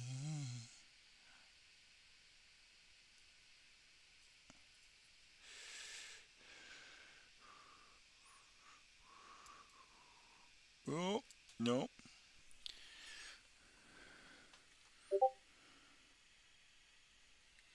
Oh yeah, that's right.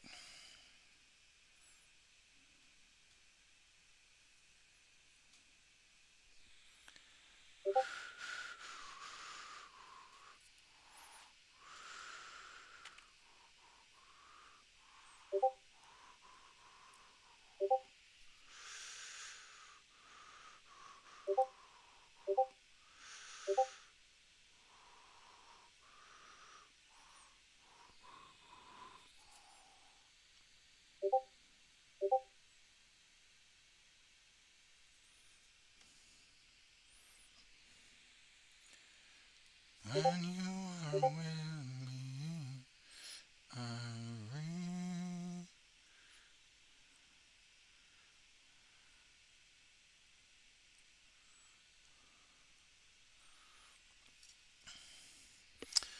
On the ocean.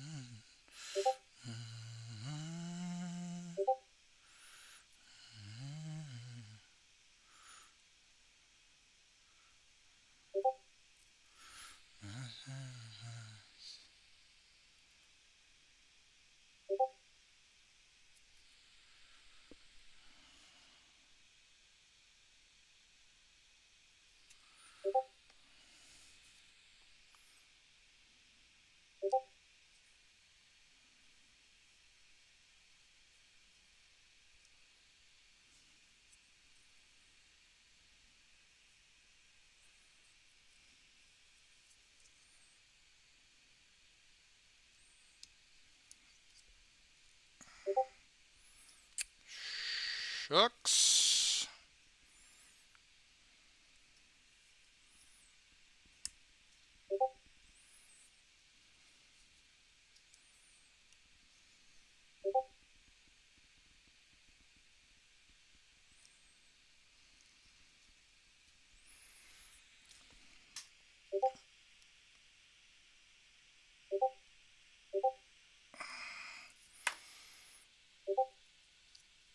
All right. Well, that sucks.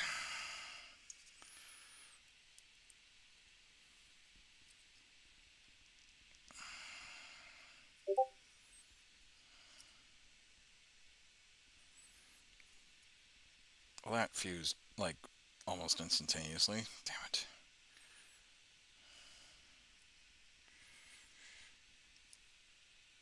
That's okay. It'll just be at a lower elevation.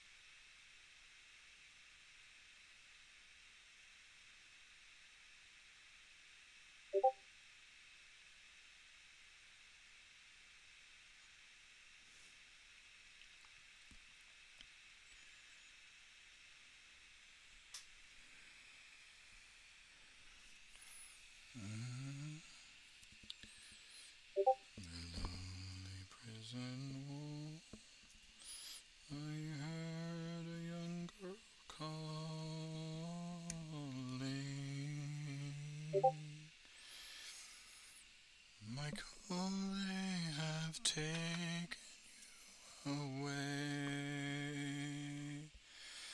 for you stole Trevelyan's corn, so the young might see the morn. Now a prison ship lies waiting in the bay. Low lie the fields of Athenry, where once we watched the small free birds fly. Our love was on the wing, we had dreams and songs to sing. It's so lonely around the fields of Athenry, by a lonely prison wall. I heard a young gun calling.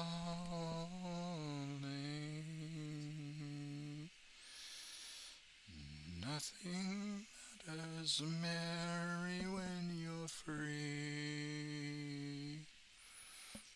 Against the famine and the crowd, I rebelled, they cut me down.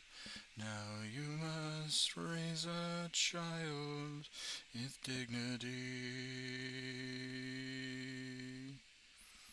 Low lie the fields of Athenry,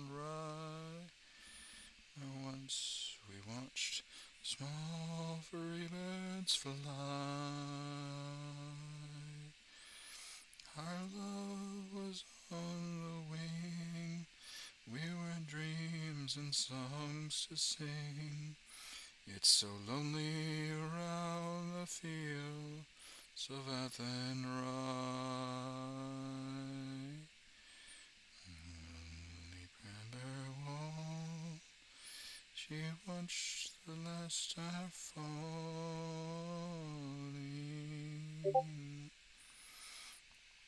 As the prison ship sailed out against the sky, shall live in hope and pray, the Merlove in Botany Bay. It's so lonely round the fields of Athenry.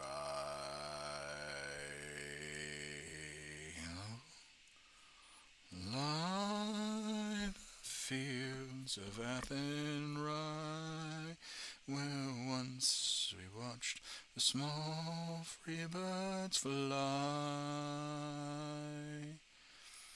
Our love was on the wing, we had dreams and songs to sing. It's so lonely around the fields of Athenry.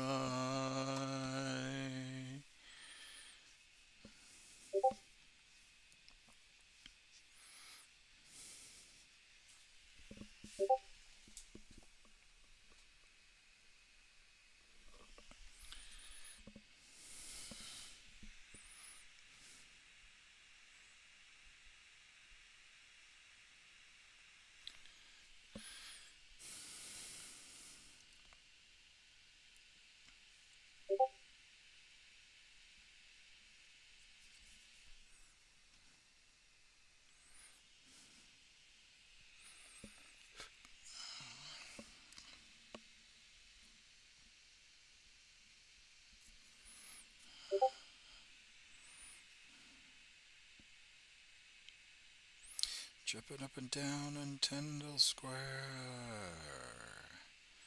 You better watch out, you better beware. Go, goodbye, good luck. People like you screw everything up. If you want blood, we'll give you some. Straight from the heart till the job is done. If you want it bad, then here it comes. If you want blood, we'll give you some.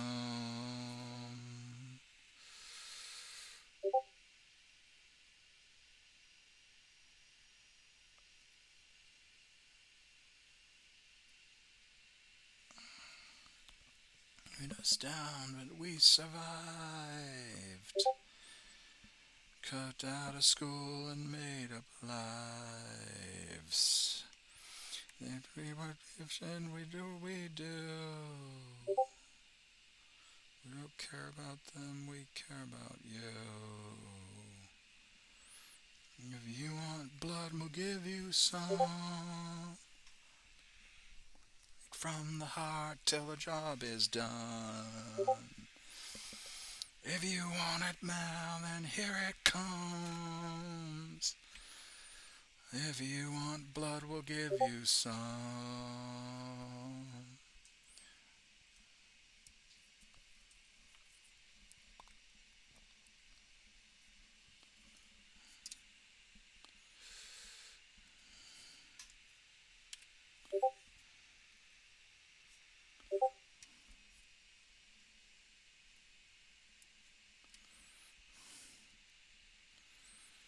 We're coming for you, we'll kick down the door. For what you ask for, 'cause you may get more. We'll keep it loud, we don't turn down. We're coming back, we're taking over this town.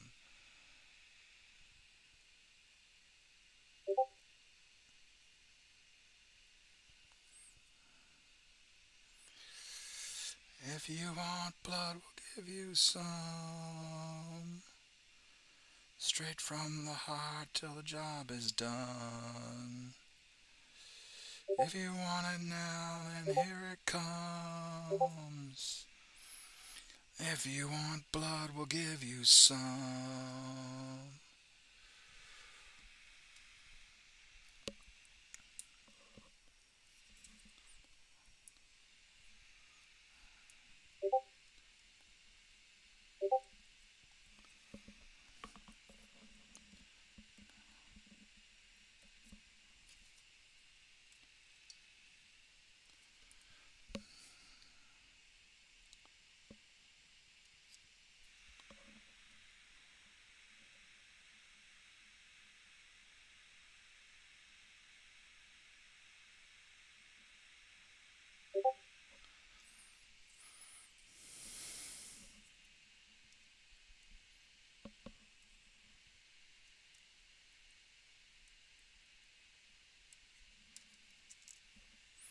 Sure quacks and newspapers be cutting their capers, 'bout curing the vapors, the scratch and the gout. With their medical potions, their serums and lotions, upholding their notions they mighty put out. Can tell the true physic to all that's pathetic, and pitch to the devil, cram, colic, and spleen. And you'll know, I think, if you take a big drink with your mouth to the brink of a jug of poteen. So stick to the Creator, the best thing in nature, for sinking your sorrows and raising your joys. Oh, what moderation, no dotion the nation can give consolation like poteen, me boys. Good cosmetic, athletic, everybody's pathetic, can give such a bloom, sweet by the powers, in the garden of flowers, every of their own bowers, such a darling perfume. Where you can willingly share, any hair is fizzled and dead, besought is the merit to yield the true spirit, so strong it'll shake all the hairs from your head. To the Creator, the best thing in nature, for sinking your sorrows and raising your joys. Science's perfection, no doctor's direction, you give the perfection of touching me, boys. Should me cradle, me nurse with her ladle was filling me mouth with an ocean of pap. When the drop from the bottle fell into my throttle, I kimbled and capered clean out of her lap. Started calling and screaming and bawling till the father and father were called to the floor. A sobbing and sighing, they feared I was dying, and I only was crying for more. Stick to the Crather, the best thing in nature, for sinking your sorrows and raising your joys. Lord is no ridicule if babes in their truffle, they only could suckle on Pacini boys. No thrill aggression in times of depression, my childhood impression through my mind. Schooler at college, the basis of knowledge, I never could drink with whiskey combined. I'm growing times ever bestowing on errands portations of flavor so fine. There they may lecture on Jove and his nectar, itself is the only true liquid divine. Stick to the Crather, the best thing in nature, for sinking your sorrows and raising your joys. Oh, there's no lightning for courting and fighting, there's no so exciting as Pacini boys. Ask me this riddle, what beeps, pipes, and fiddle, what's hotter than mustard and milder than cream? Whistle, what's clearer than crystal, what's sweeter than honey and stronger than steam? A lame walk, what'll make the dumb talk, the elixir of life. It's the first stone, and what helped Mr. Brummel to build the Thames Tunnel, sure wasn't it Pachin from out in his shome. To the Crather, the best thing in nature, for sinking your sorrows and raising your joys. Oh, does I wonder if lightning and thunder weren't made from the plunder of Pacini boys? Synthetic with love is athletic, for liquid cosmetic you can't beat the drop. Glow to your feet, it will make your heart leap. It was sign in a stallion or cure an old cob. If you would drool, be reduced to a fool. You pick up your heels and you'd peel to the buff. If you be athletic, well, you be athletic. If only you take a few drops of the stuff. Yes, you're the Crather, the best thing in nature, for sinking your sorrows and raising your joys. There's nothing like whiskey to make maidens frisky. It soon separates all the men from the boys. Oh, I love that song. All right, it is time for me to get cooking on dinner. So, thank you everyone for joining me. I know I started kind of late today, but I wanted to work out and do runs and all that stuff. The middle of the segment was actually a decent talk about the Air Force and like starting Warhammer and all that stuff and whatnot. So I'm really happy that I got to talk to NP some V. Got to kind of tell him what was up and all that stuff. But yeah, I will talk to you guys later. My name is Commissar Hecht. I will see you guys in the next episode. I will be coming back on at the to play some Baldur's Gate. And yeah, although I might want to try and finish the Wheel of Time series tonight. It's kind of a must. It's pretty good. Anyway, but yeah, thank you all for joining me. My name is Commissar Hecht, and I'll see you guys in the next episode. Bye bye.